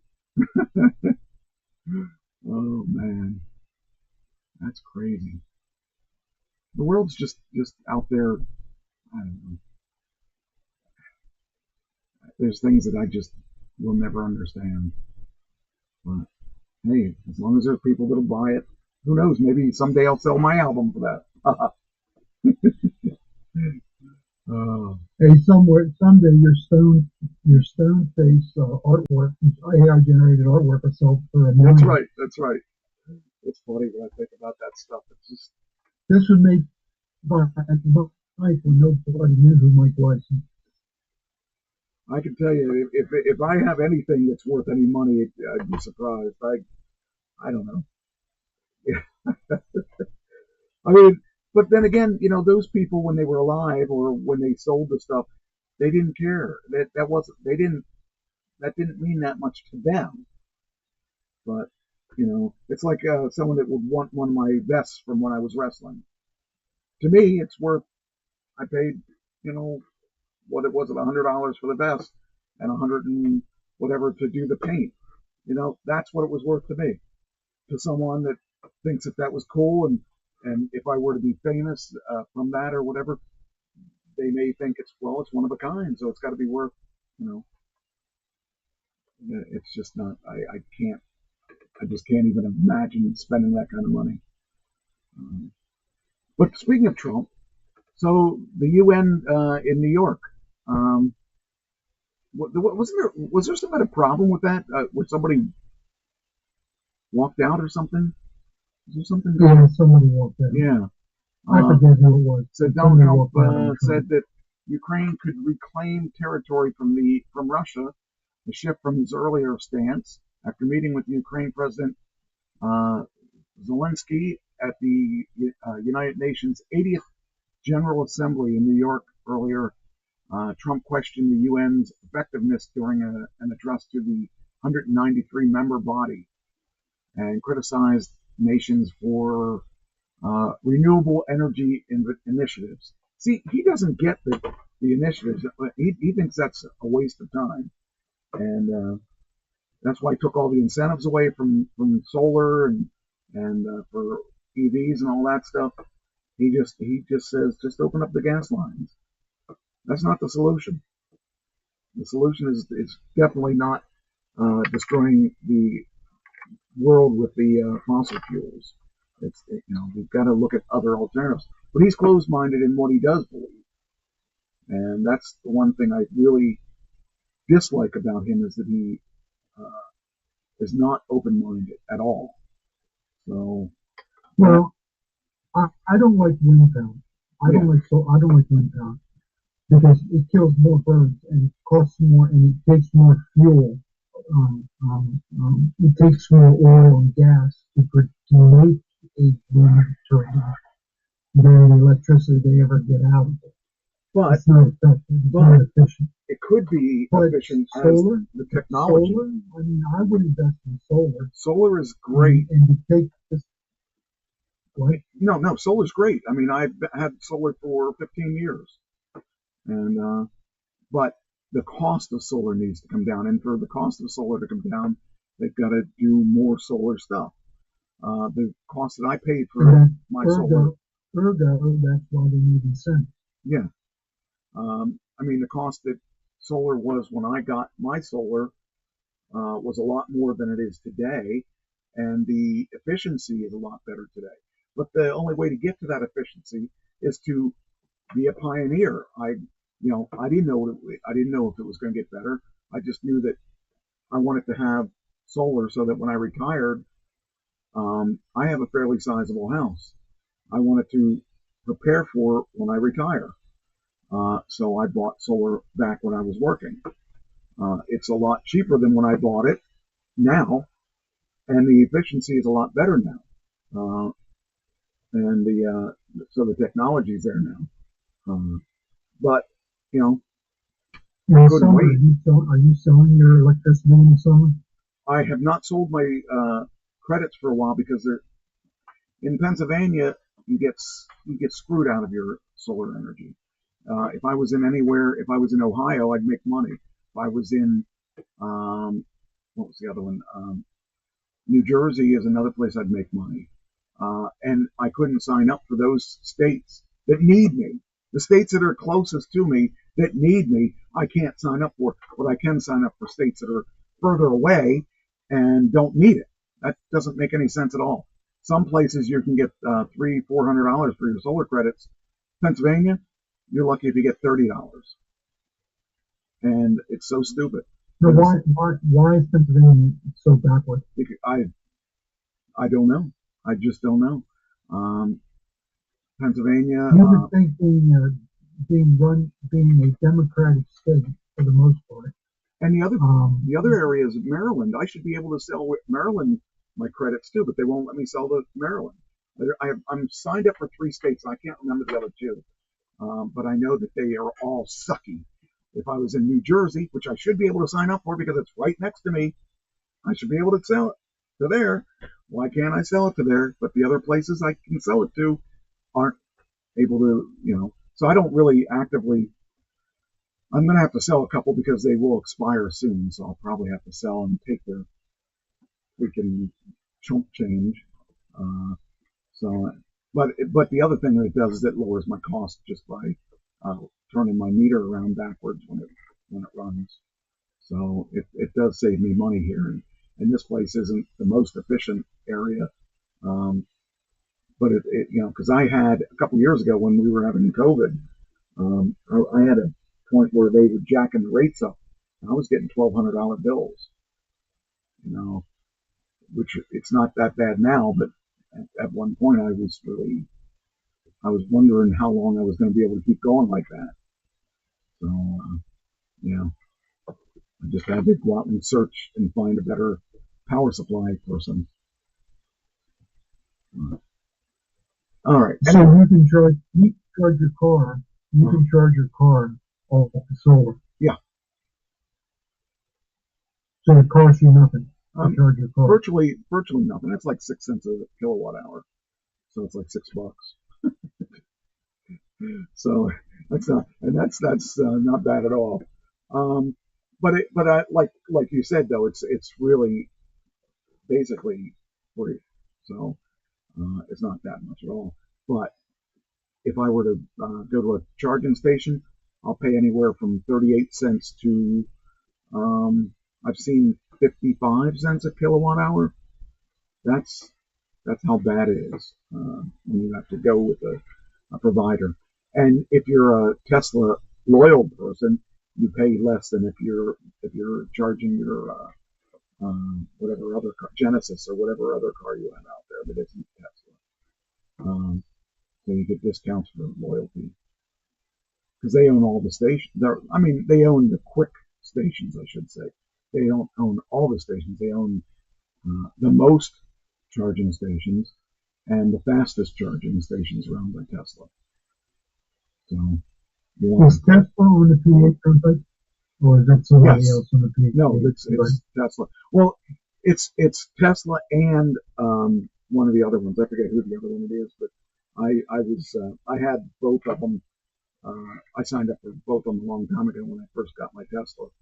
But I've never used anything other than Tesla because Tesla has the most. They have like 200,000 charging stations. You don't have to go anywhere else. They're the fastest and usually the cheapest. And since they own everything, they regulate it all. And they're not trying to make all their money in charging. They actually have fair rates. So that's because they want to encourage people to go to EVs. So it's the best way to do it, is to make it cheaper. Because if it's the same price as gas, what's the point? You know, I mean, obviously, saving the world is a point, but most people don't care about that. And then you got the people out there that roll coal on you because you got an EV. And I don't know if you know what that is, but there's guys out there. Most of them are rednecks. They're usually big trucks, and what they do is they change their trucks over, and they get rid of their regulators that make it so that you are running efficient, and they make it so that it can blow smoke out their stacks and stuff, and they'll pass you, and they'll automatically kick it in so that you get hit with a wave of their gases, or not their gases, their smoke, and that's called rolling coal. And they do that because they're rednecks that think it's funny to go out there and blow smoke in your face, you know. And it's illegal to do what they do too, because when they find out, if they have inspections, they usually find out that whether or not they're doing that. But, states that don't require inspection, they aren't going to ever be caught. Well, Ohio has no inspections. And Maryland only makes you get an inspection once when you get your car, and after that you're free. You can drive it till it runs to the ground. So, all right. The other thing I found that's interesting, that I was thinking you were going to bring this up and you didn't. With the Charlie Kirk thing, there have been a lot of people that are trying to assassinate people. Yes. Says here, would-be assassin convicted. The man accused of attempting to kill the presidential candidate Donald Trump at his West Palm Beach thing was found guilty. 12-person. I think this guy represented himself as his own lawyer, if I'm not mistaken. Yes, he did, and he is a nut. Yeah, I wouldn't do that. I'm telling you, but the guy he really was a nut. He was crazy. First he had no good real plan on how to do this and how to get away with this. So he did not get away with it, and it was not good. But it says here, shortly after the verdict, the would-be assassin representing himself grabbed a pen off the desk and tried to stab himself in the neck. I wish they would have succeeded. That would have been one less bullet we would have had to worry about. Prosecutors presented evidence that he had spent weeks planning the attack, positioning himself between the bushes and aiming the rifle, and approximately 400 to 500 yards away, and he never fired a shot. He faces life in prison on his December 18th sentencing. So that was crazy. Then there was a shooting in Dallas, an ICE shooting. One person was killed. 2 others were left in critical condition after a gunman opened fire at Dallas Immigration and Customs Enforcement Facility yesterday morning. Well, yesterday morning. That's not yesterday morning. It was last week. The shooter was identified as a 29-year-old Joshua John. These kids, what? I don't understand. Because report suggests an unused bullet with the words anti-ICE written on it in marker was found at the scene. The gunman opened fire from the rooftop of an adjacent building around 6:30. As the you know who he hurt, right? What's that? You know who he hurt. He didn't hurt any ICE agents. Who did he hurt? Detainees. Oh. He killed oh, detainees. I didn't see. Oh, yeah, there it is. All 3 victims were detainees. No ICE officers were wounded, and said to be sitting inside a transport van when the shooting began. I just don't get it. Why are there so many people that are so angry about things? You know, it's ridiculous. Do you know that ICE agents threw themselves on top of the rest of the detainees and Really? I didn't know that. No. Yes, they didn't sacrifice their life, thank God, but I mean they were willing to sacrifice their life for the detainees. You know, I don't know. I have a real problem with shooting ICE agents. I do too. Right. I mean, they're just doing what they're supposed to do. That's right. Then their former FBI director indicted. Former FBI Director James Comey yesterday, on 2 criminal charges, lying to Congress and obstruction.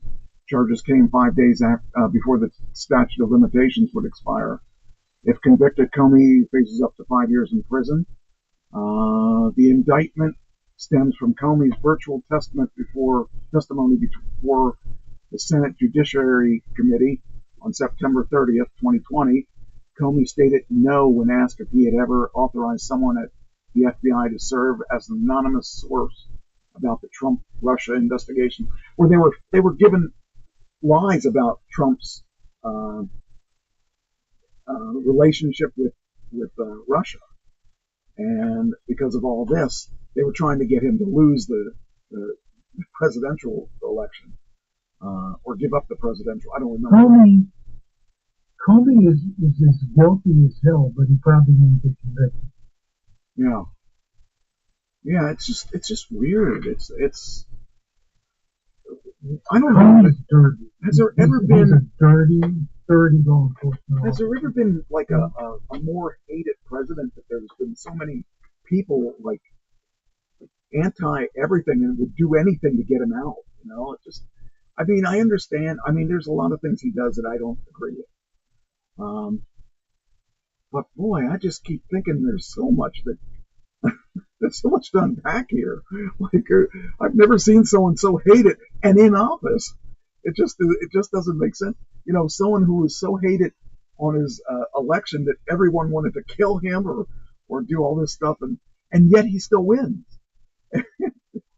And that means that the other side was so bad that he was yelling. So, and which is true. That was the truth of the matter is both sides were a lose-lose. But which one would you lose least with? And I still even know if we picked the right one, because, well, I didn't pick either one because I didn't vote. Not this time. I couldn't. Then I had one here about, well, let's see here. I'm going to go back to the other one, make sure I didn't skip anything that I wanted to talk about. Did you have one on the person that was convicted of attempting to kill the Supreme Court Justice Brett Kavanaugh? Let me look here. No, I don't think I did. But there's one here I thought you'd be interested in. The first female archbishop.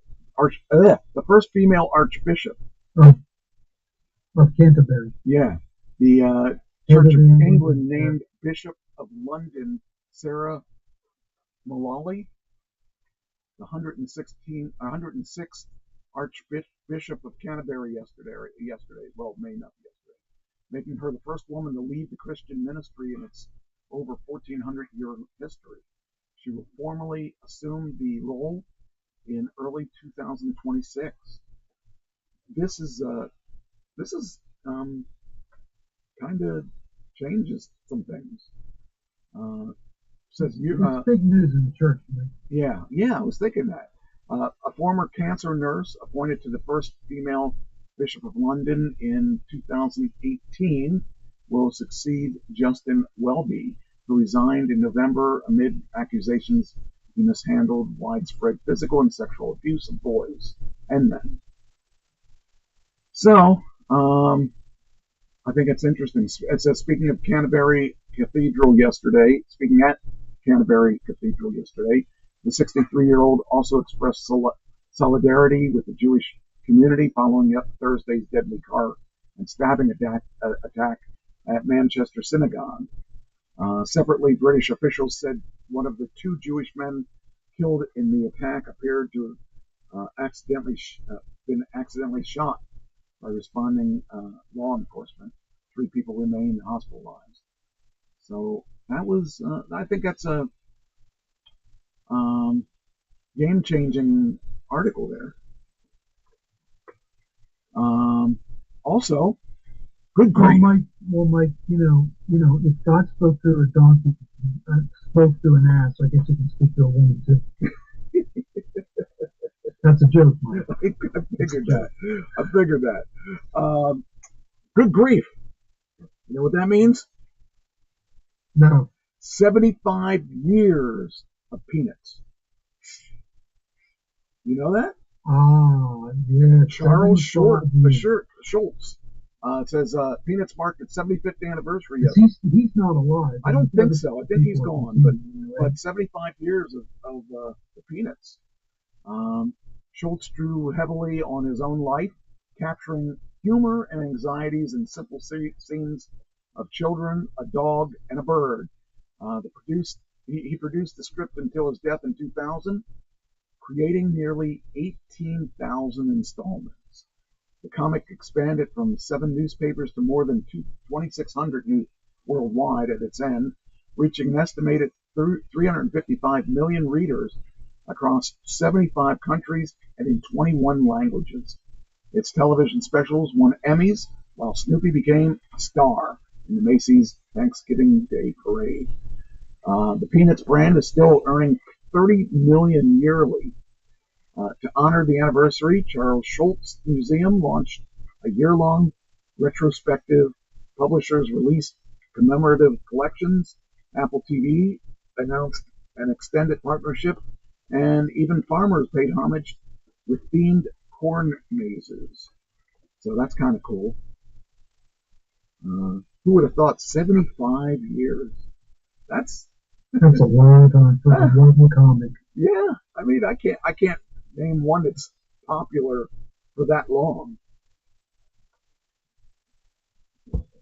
Archaeologists discovered life-size animal carvings sketched into Arabian desert rocks between 12,800 and 11,400 years ago, revealing human activity in arid desert, roughly 2,000 years earlier than previously thought. That's kind of cool. Mm. I also found out that I guess you'll appreciate this more than most people, but here are 12 things people from Pennsylvania do that seem insane to everyone else. You'll appreciate it because whether or not you like to admit it, here are some of the things. They put French fries on everything.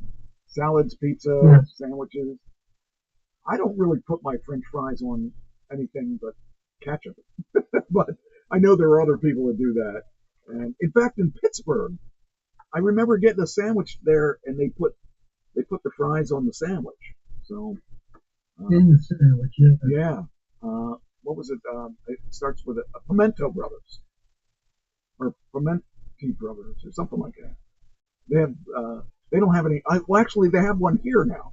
They put one in the West Shore over somewhere on the West Shore Mall or whatever that is. Second thing. Now, this is true. You know it's true. They treat the Philly cheesesteak like sacred ground. Yes. And I don't. Absolutely. I could care less about them. And But they've got nothing like it out here in Pennsylvania. I mean, out here in Ohio. I would they imagine. think they have Philly cheesesteak, but they don't. And I'm sure they don't do this next one. Debate Wawa versus Sheets like it's life or death.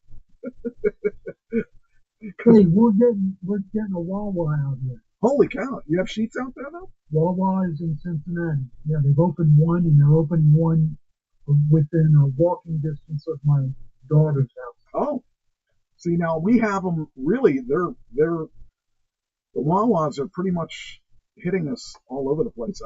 In fact, there's one in Enola now that has the new supercharger, the faster of the fastest superchargers, which are all the new ones that are coming out now, are the 225 speed, which is the fastest speed that's out there right now. They obsess over. Now I don't do this either, but my mom would, and I know some people that still do this. The word yins and yous. That's right. My family would do that. Sorry, Ann. Not necessarily you. Like my dad would say that, and my mom would say that. but I resist it. I don't want to be a hillbilly.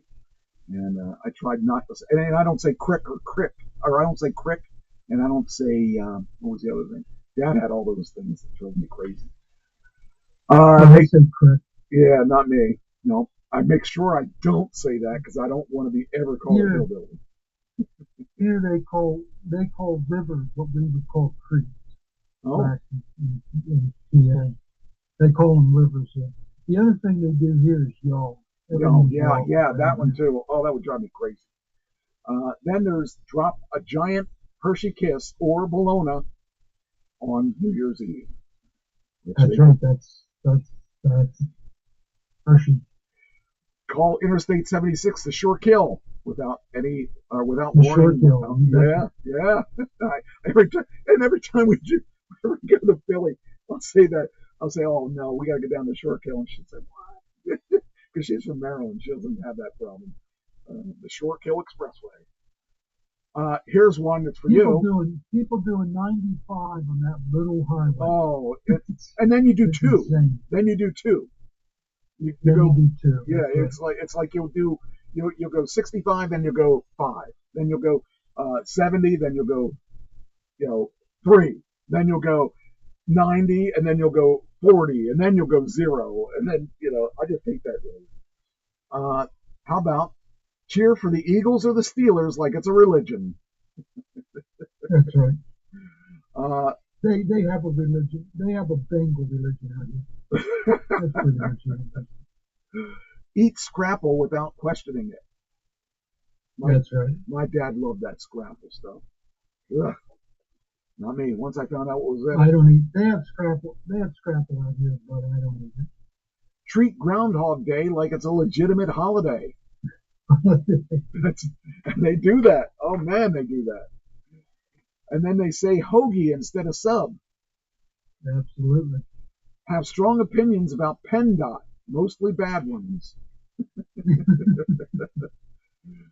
And I think this is the last one. Make pierogies a staple at a sporting event. Baseball game, football game. Right. Outsiders expect hot dogs. Locals expect pierogies. So I thought you'd appreciate that one. Yeah, it is good. Being informally. Hey, Mike.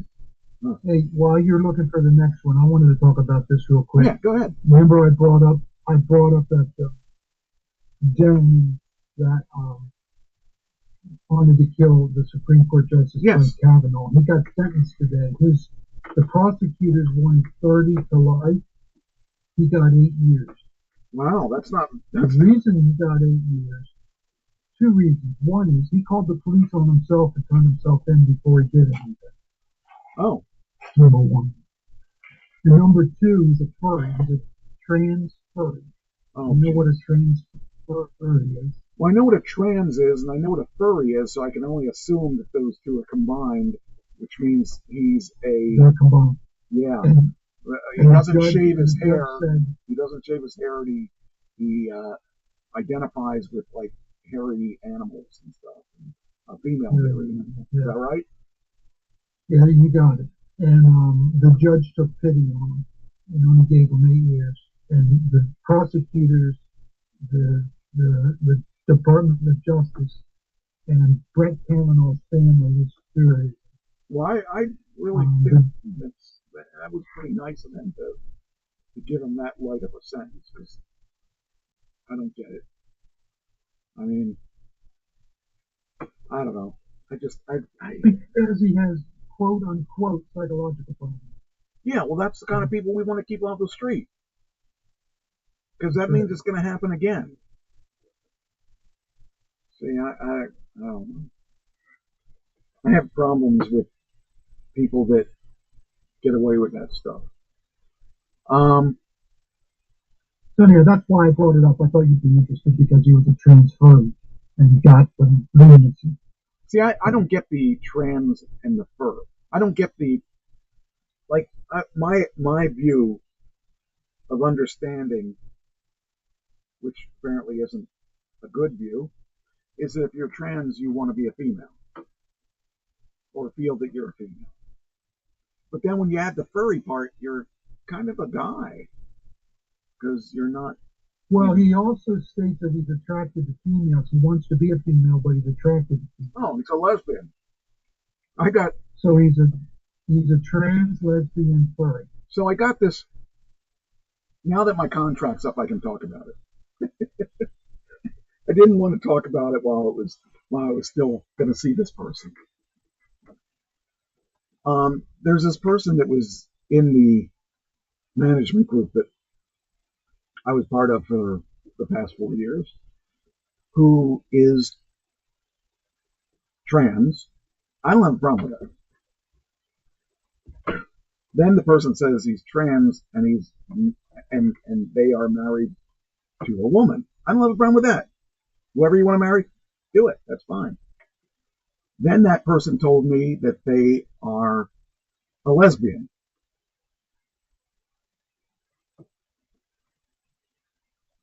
Yeah. Okay. You're not a male. You're not. He had the surgery. No. No. I don't think so. I don't know. So he has normal relations. I guess.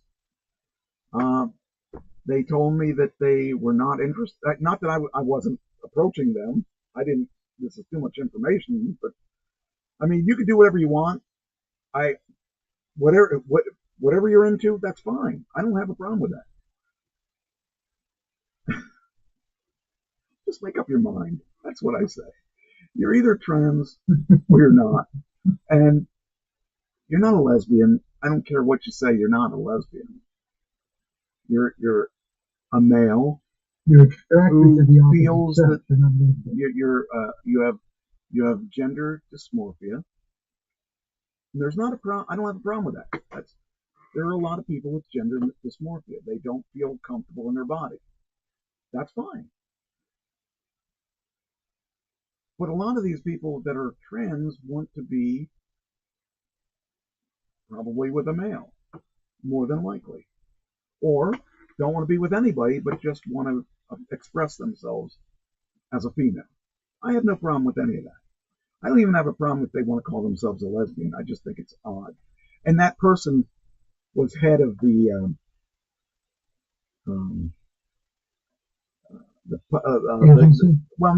head of the. They have these PAs. They're assistants. They assist the photographers, and this one was head of that job, and was walking around with their shirt open and their bra showing. Okay, make up your mind. No woman would be walking around with their shirt open and their bra out when there's a room full of people. I don't care who or what you choose to be, but you should be consistent with what you want to be. If you want to be a female, that's fine. I don't care. But why are you a female walking around, and the other women are not walking around showing their bra? I don't know. I wasn't offended. I just found it really odd. I don't know about offended, but it tells me there's something more going on with this person than just. Yeah, they want attention, because that's all I could understand is you must want attention. It's not that hard to button that shirt up. You had a shirt on and walking around with it. I just think that you ought to decide what you're really looking for, because I don't think they know. That's just me. Anyway,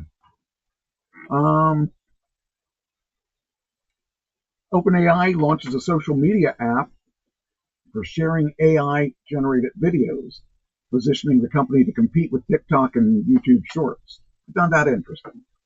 OpenAI wants to have a place for you to show your wares after you use their stuff.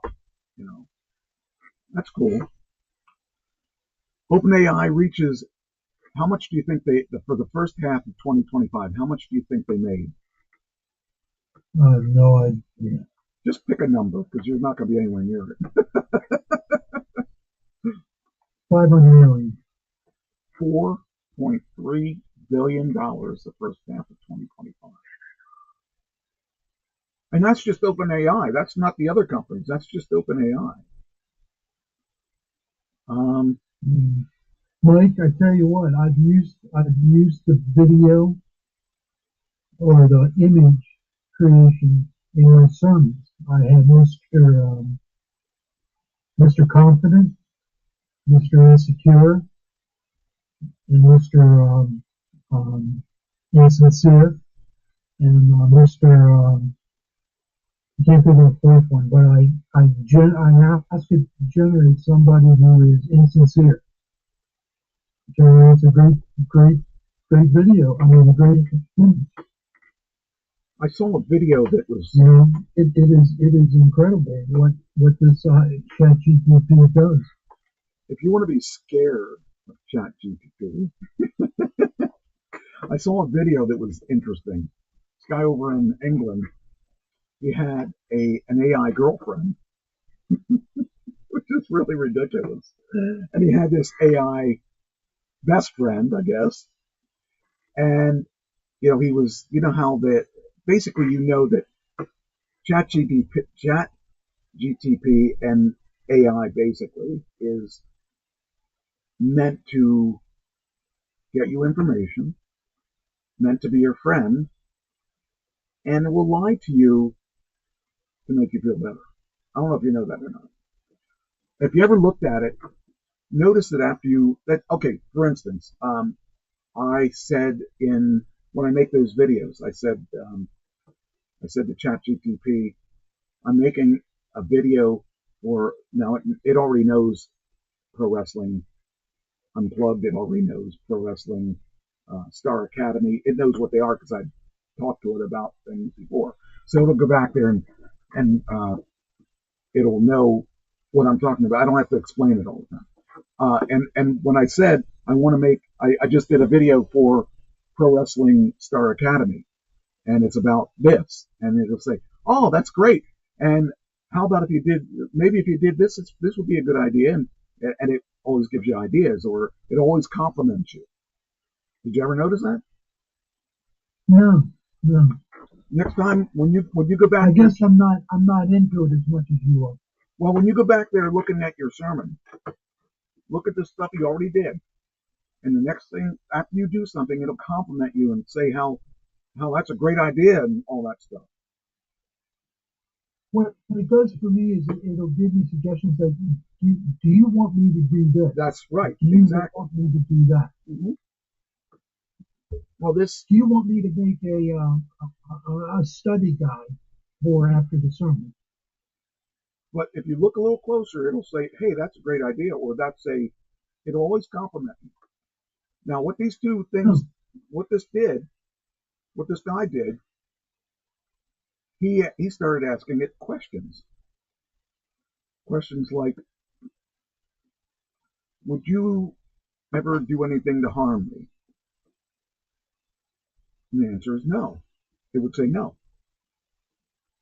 Would you see a reason to kill somebody? And you start messing around with that. Is there and eventually, now what happens is you can unlock with a few terms. You can unlock it and make it so that it tells you the truth. It's not the easiest thing to do, but he had his one AI unlock the other AI by asking it. They were talking back and forth because they don't know that they're not real, and so he had the one unlock the other one.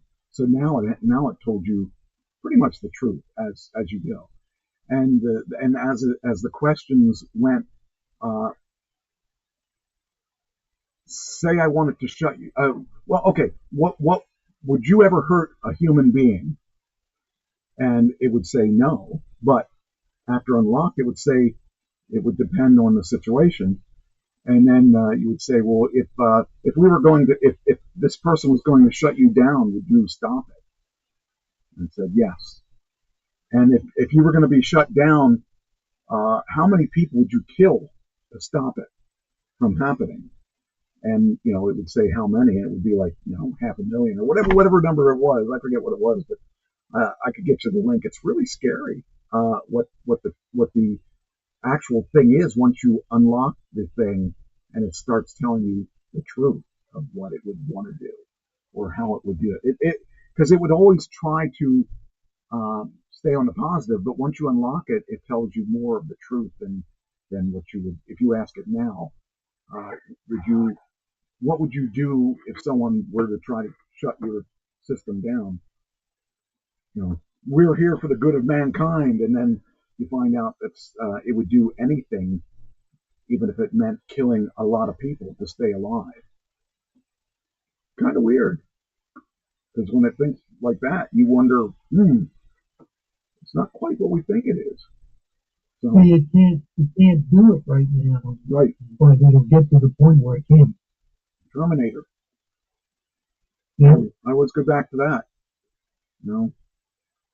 So that's something that we have to be careful of in the future is if our machines become too smart. Because remember, we talked a couple weeks ago about the intelligence of AI at this point. It's an average of 120, I think, is what we agreed, what we said it was. And how much at the end of the year? It was supposed to be like 180 on its IQ. How many of us can be 180? And who knows where it'll end. So at some point, it will be stronger than us. So that's just something to think about.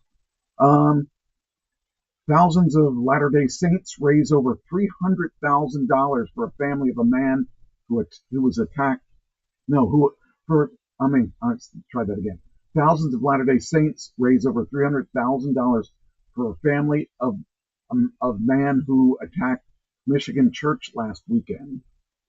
So there were a bunch of Latter-day Saints that raised money. So because the family's devastated. Yeah, well, yeah. It's just really, I as much as I hate that happened, I feel good that people actually, something good came out of it. It showed that there are people that care about other people. So I guess that's my point in that.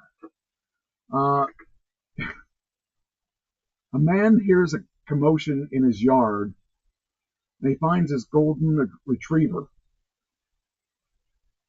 But he doesn't just find the golden retriever. Let's see if this picture comes up. Yep, there it is. It finds this golden retriever, and it's got a koala on its back. I thought that was cool. Never thought I'd say that, but never thought I'd say the word koala with a dog and piggyback ride in the same sentence. But yeah. They apparently became friends. They live in Victoria, Southwest Victoria in Australia. So that was kind of cool. I like when we have good things to talk about instead of always these bad things that we run into. Let me see here what else we got.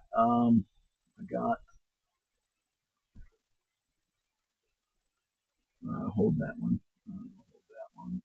Okay, then we got. I gave you that link. Let's go back to my other page. Here we go. It says the secret to rating success. Trump trying to cancel you, the Trump effect.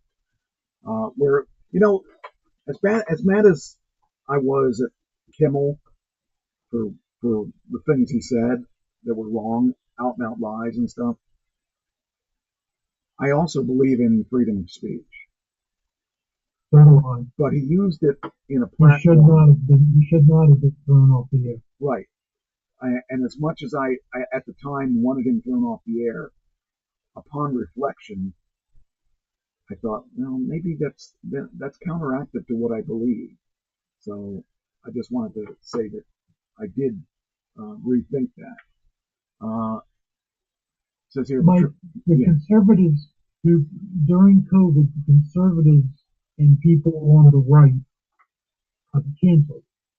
the things they were saying about COVID, and things they were saying about the government shutting down churches, and pastors got put in prison, and pastors got fined for opening up churches, and all that free speech stuff that the left canceled. Right. And then now they turned the tables, right, and they got their revenge. Yep. And that's not right. Yep. It's either free speech both ways, or it's not free speech at all. Right. That's exactly right. That's kind of where I came to the conclusion, where I didn't think about it till I heard somebody else talking about it on a YouTube video, and I thought, that is a double standard. So, yeah, I changed the way I felt about that. And then, let's see here, Kimmel came back and had his comeback and all that, but it didn't work out as well as I think he thought it was going to. He's hemorrhaged a lot of viewers. Yeah. So that's once you show your side, you lose a certain amount of people, and you can't always get them all back. Then I got federal troops to Portland. We had a bunch of troops Donald sent to Portland to the U.S. troops. It's not clear which branch of the military. I guess by now it might be. Did they go to Portland? Army National Guard. Okay. I'm not sure about how I feel about Trump sending these troops to all these places too. They're to protect. Okay, this is what happened in Chicago. There were ICE agents in this area, and 10 cars came and surrounded them. And one car started to ram, headed right towards them to ram them. Wow. And they shot the driver and injured the driver, not fatally, but injured the driver. The driver was able to back up and drive herself to a hospital. She's now under arrest. Okay, that happened. But they have a tape now of the dispatch captain, the captain of dispatchers, putting out over the radio that the police were not to respond to ICE agents asking for help. That's why they need the National Guard. Because police departments will not help ICE agents when they're in danger. That's why they need the National Guard. It's really crazy. That's the divide in our country, right there. That the left would put ICE agents in danger for just doing their job. Right. Now, it's one thing if you oppose ICE arresting just anybody. That's one thing. But to pull the police away from helping ICE agents doing their job is another thing.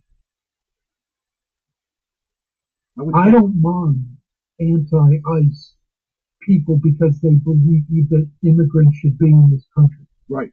It's the violence that I'm opposed to. And the problem is, it's been so long since anybody took a stance that it's almost normal to allow people to be here illegally. It shouldn't be. It was Joe Biden. It was Joe Biden and the radical left that let anybody and everybody in. People looking for asylum. Everybody that came in gets asylum. And they're entitled to benefits. If you're in here as seeking asylum, you can get benefits. And that's what the Republicans are saying is wrong. And yet, when we go back to what we were talking about earlier, where we're in danger of losing benefits because of whatever ends up happening with Trump and his little thing about insurance and stuff like that. It's so weird that those people would be not upset about that, but yet upset about people that get benefits that don't deserve it. I don't know. It's messed up, man. Yeah. The whole thing's messed up. Yeah, it just doesn't seem to make sense. All right, let me look here, see what else we got. we're getting near the end here. And let's see if I got anything else. Okay, that's all gone. Then we go into this tab. Oh, that's the wrong tab. That's the wrong tab. This is the right tab, I think. Oh, did I talk about? I don't know if I did or not. I saw the movie F1, Brad Pitt, and it's loosely based on a real driver, but really loosely. But it was really a good movie. Brad Pitt, he's 61. He did this movie. He did a really good job on this movie. How old is Brad Pitt? 61. Wow. And he still looks freaking good, too. I would imagine that my friend that didn't want to sleep with, with males would sleep with Brad Pitt. I don't know. Anyway, but that movie was really good. If you get a chance to watch, if you want a movie that will keep you on the edge, that movie will. And that actually, I didn't think it would be. I thought, how good could it be? It's about a racing car, a guy racing. But it actually turned out to be really, really good. So if you get a chance and you want a good movie to see, that would be a good one that you should check out. Okay. It was, I think, where did I see it? I think it might be on streaming services now. Okay, now let's get into this stuff here that I've been sitting on for a couple weeks. What about the Michigan? Did we talk about the Michigan church shooting? Yeah, we talked about that. Okay, then I didn't delete it. Okay, just want to make sure. All right. What is the length of the longest fingernails on a man's hand? On a man's hand? Yes. Okay. 3 feet.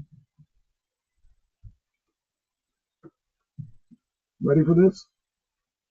Yeah. 19 feet. 19 feet on a man. 19 feet 6 inches. And it took him 34 years. Now, why? That's the question I have. Why? You can't have a job. He's an artist, Vietnamese artist, who spent 3 decades of his life growing his fingernails, is officially the record holder. There's just something wrong. Yeah. There's something wrong. Yeah, but he's got something you don't have. He's got a Guinness Book of World Records. Yes, he does. Why would people do that? I mean, I've seen women do it too, and I just don't get it. You can't have a job. I just don't know. And they're, if you look at them, they're really not attractive. How do you even eat? It said he stopped cutting his nails 34 years ago after deciding he'd like to follow his father's footsteps and become a shaman. I don't get it. Well, that's probably why. It probably has something to do with his religion. All right. How many words were added to the 12th edition of Merriam-Webster's Collegiate Dictionary? No idea. Over 5,000. And it includes the words adulting, riz, and dad bod. That's not even one word. That's 2 words. But that was included in the newest, I guess, Webster's. Well, dad is supposed to be sexy man. So. I am. I've got one of them. I just don't even get it. That's. I mean, I know they added yeet to that too. So yeah, it says here they also included petrichor, teraflop, dumb phone, ghost kitchen. So Yeah, that's the 12th edition of the Merriam-Webster's Collegiate Dictionary. It comes 22 years after the book's last hard copy update and amid declining U.S. sales. Oh, You can get it on the internet now. Just ask Google. yeah. Or AI now. Or ask Grok. Yeah, ask Grok. Grok will tell you. Grok actually is a fast thing if you want pictures, but it doesn't spell very well. And I've had an issue with that. Okay, so that's that. Here you go. Construction workers use a trampoline to save a teenage boy from a house fire. Wow. I'm trying to visualize this, but hopefully there's a video. Might be. Well, there's the house. Well, that's not very high. Sounded a lot more crazy. Says here that Lewis, along with colleagues Gabe Record and Damian Pond, rushed inside to help a mother and grandmother and a 4-year-old girl escape. Then they experienced something that seemed like an explosion. When it exploded, it blew flames out of the back of Gabe. It blew flames out toward the back of Gabe and burned him on his back and his arm. And Damien got on the side of the fence, got it on the side of the face. Next door mechanic John came to help and saw the boy in the second story window. Once I saw him, I knew what was happening, and he was in trouble, big trouble. The men couldn't reach the boy upstairs. I looked over and saw a trampoline, so I grabbed the trampoline, pulled it out of the ground, started dragging it to the window. The young man couldn't see through the smoke, and with flames spreading, the others shouted for the boy to jump. He hit the trampoline, and I caught him and got him out of there to the stop sign. So there was that big house fire that saved the kid's life. Who would have thought? This is another good story. A Virginia woman, she wins $150,000 in the lottery. I'd love to win $150,000. I could buy my new car. Anyway, you know what she did with it? She gave it away. Woman wins lottery, donates entire prize to charities. That takes a special person. Yeah, it does. I'd do part of it, but I don't think I'd do the whole thing. Yeah, I wouldn't do all of it, but yeah, I would give them a piece. She took won $150,000. Who'd she give it to? She gave normally that wins $50,000, but Edward spent the extra dollar and got the power play, so the prize tripled to $150,000. And she got the money and immediately gave her winnings away at 3 $50,000 gifts. Now, would she still have to pay for her taxes, wouldn't she? I think if you donate it, you don't. Yeah. Let's see here. Deaf barista.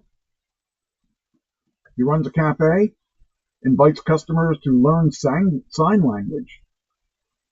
That's kind of cool. Come on. Get a little quicker. Here we go. It says here, you must order in sign language. Don't worry, they'll teach you. If you don't know what you're saying, who knows what you're going to get? Let's see here. What time is it today? Well, we're about done. We're almost about done. There was a 27-year-old shooter who killed 4 people. This was a little while ago in the summer in the NFL headquarters. It was found to have low-stage chronic traumatic encephalopathy. I can't pronounce it. CTE. And it's a degenerative disease. So they found out that the shooter played in high school and got CTE from playing football in high school. So, and he wanted to go to the NFL offices, but he could also live clear on the other side of the building. Yes. That's crazy. Jeez. Florida vaccine mandate. Florida Surgeon General said the state would end all vaccine mandates, including those registered or required for children to attend school. If successful, Florida would be first state to do so. Vaccine mandates date back to 1827 when Boston became the first city to require students to be inoculated against smallpox to enroll in public schools. Massachusetts adopted the approach in the 1850s, followed by New York, Connecticut, and others. By 1980, all 50 states had adopted the requirements, and following the invention of the measles vaccine in 1963. Today, over 50 million school children are required to be vaccinated against polio, chickenpox, tetanus, and other illnesses. Parents in most states can secure religious or medical exemptions. Now, it's funny because my band actually talked about this Sunday. So with this, we're seeing that kids are now getting a lot more measles, are getting these things because they're not being inoculated now. So all these things that we work to get rid of are going to be a problem again. Like, I never had the measles. I never had smallpox. I never had, all these things that we were inoculated against. So I just think it's interesting that measles, for instance, were a big thing this year, where they never haven't had measles outbreaks in years and years, and now all of a sudden, kids are having measles again. So I don't know that this is a good idea to stop these inoculations. But I don't know. I have to be careful because I got a family member that wanted to anti-vaxxer. Yeah.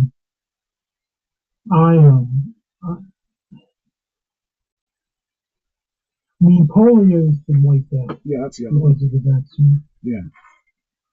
And I got both chickenpox and the measles, and I was vaccinated. Okay. So it's not foolproof. Yeah. But probably I didn't get it as severe as I could have gotten. Right. Because I was vaccinated.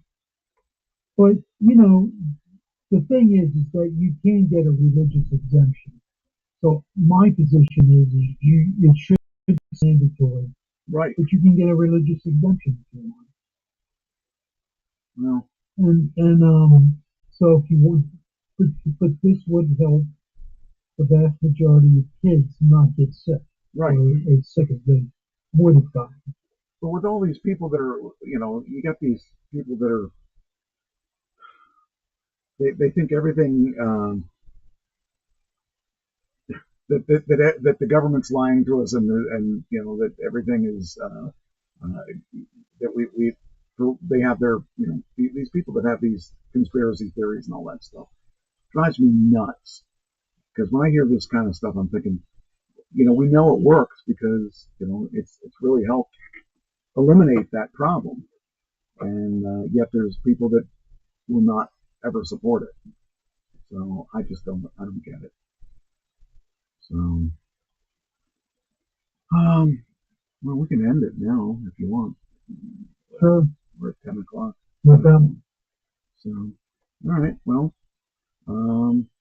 check those links out I gave you, and let me know what you think. I think they're some good stuff. I watched the video. There were a lot of dancing girls. Yes, there were, and every time I came down, they were running right up to me too. Cause I just had a good time. It was just it reminded me of why I did music, and it reminded me of how much I miss Ken.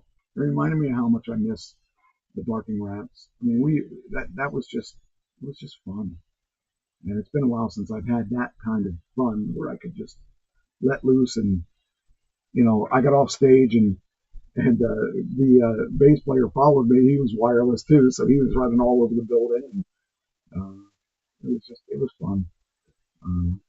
So hopefully we can. I know we're going to end up back at that place again because they loved us. They loved us enough to pay us extra money. That's good. So got a couple of things that I'm working on that might be interesting. I'm writing a book. That's one of the things that's interesting. It'll be next couple of months are going to be interesting. I really hope I can do what I plan on doing. We'll see. All right. Well, happy shy anniversary to you.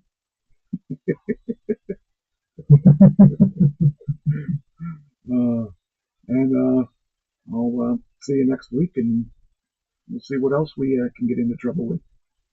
That's right. Let's see which one is it? This is okay. Go.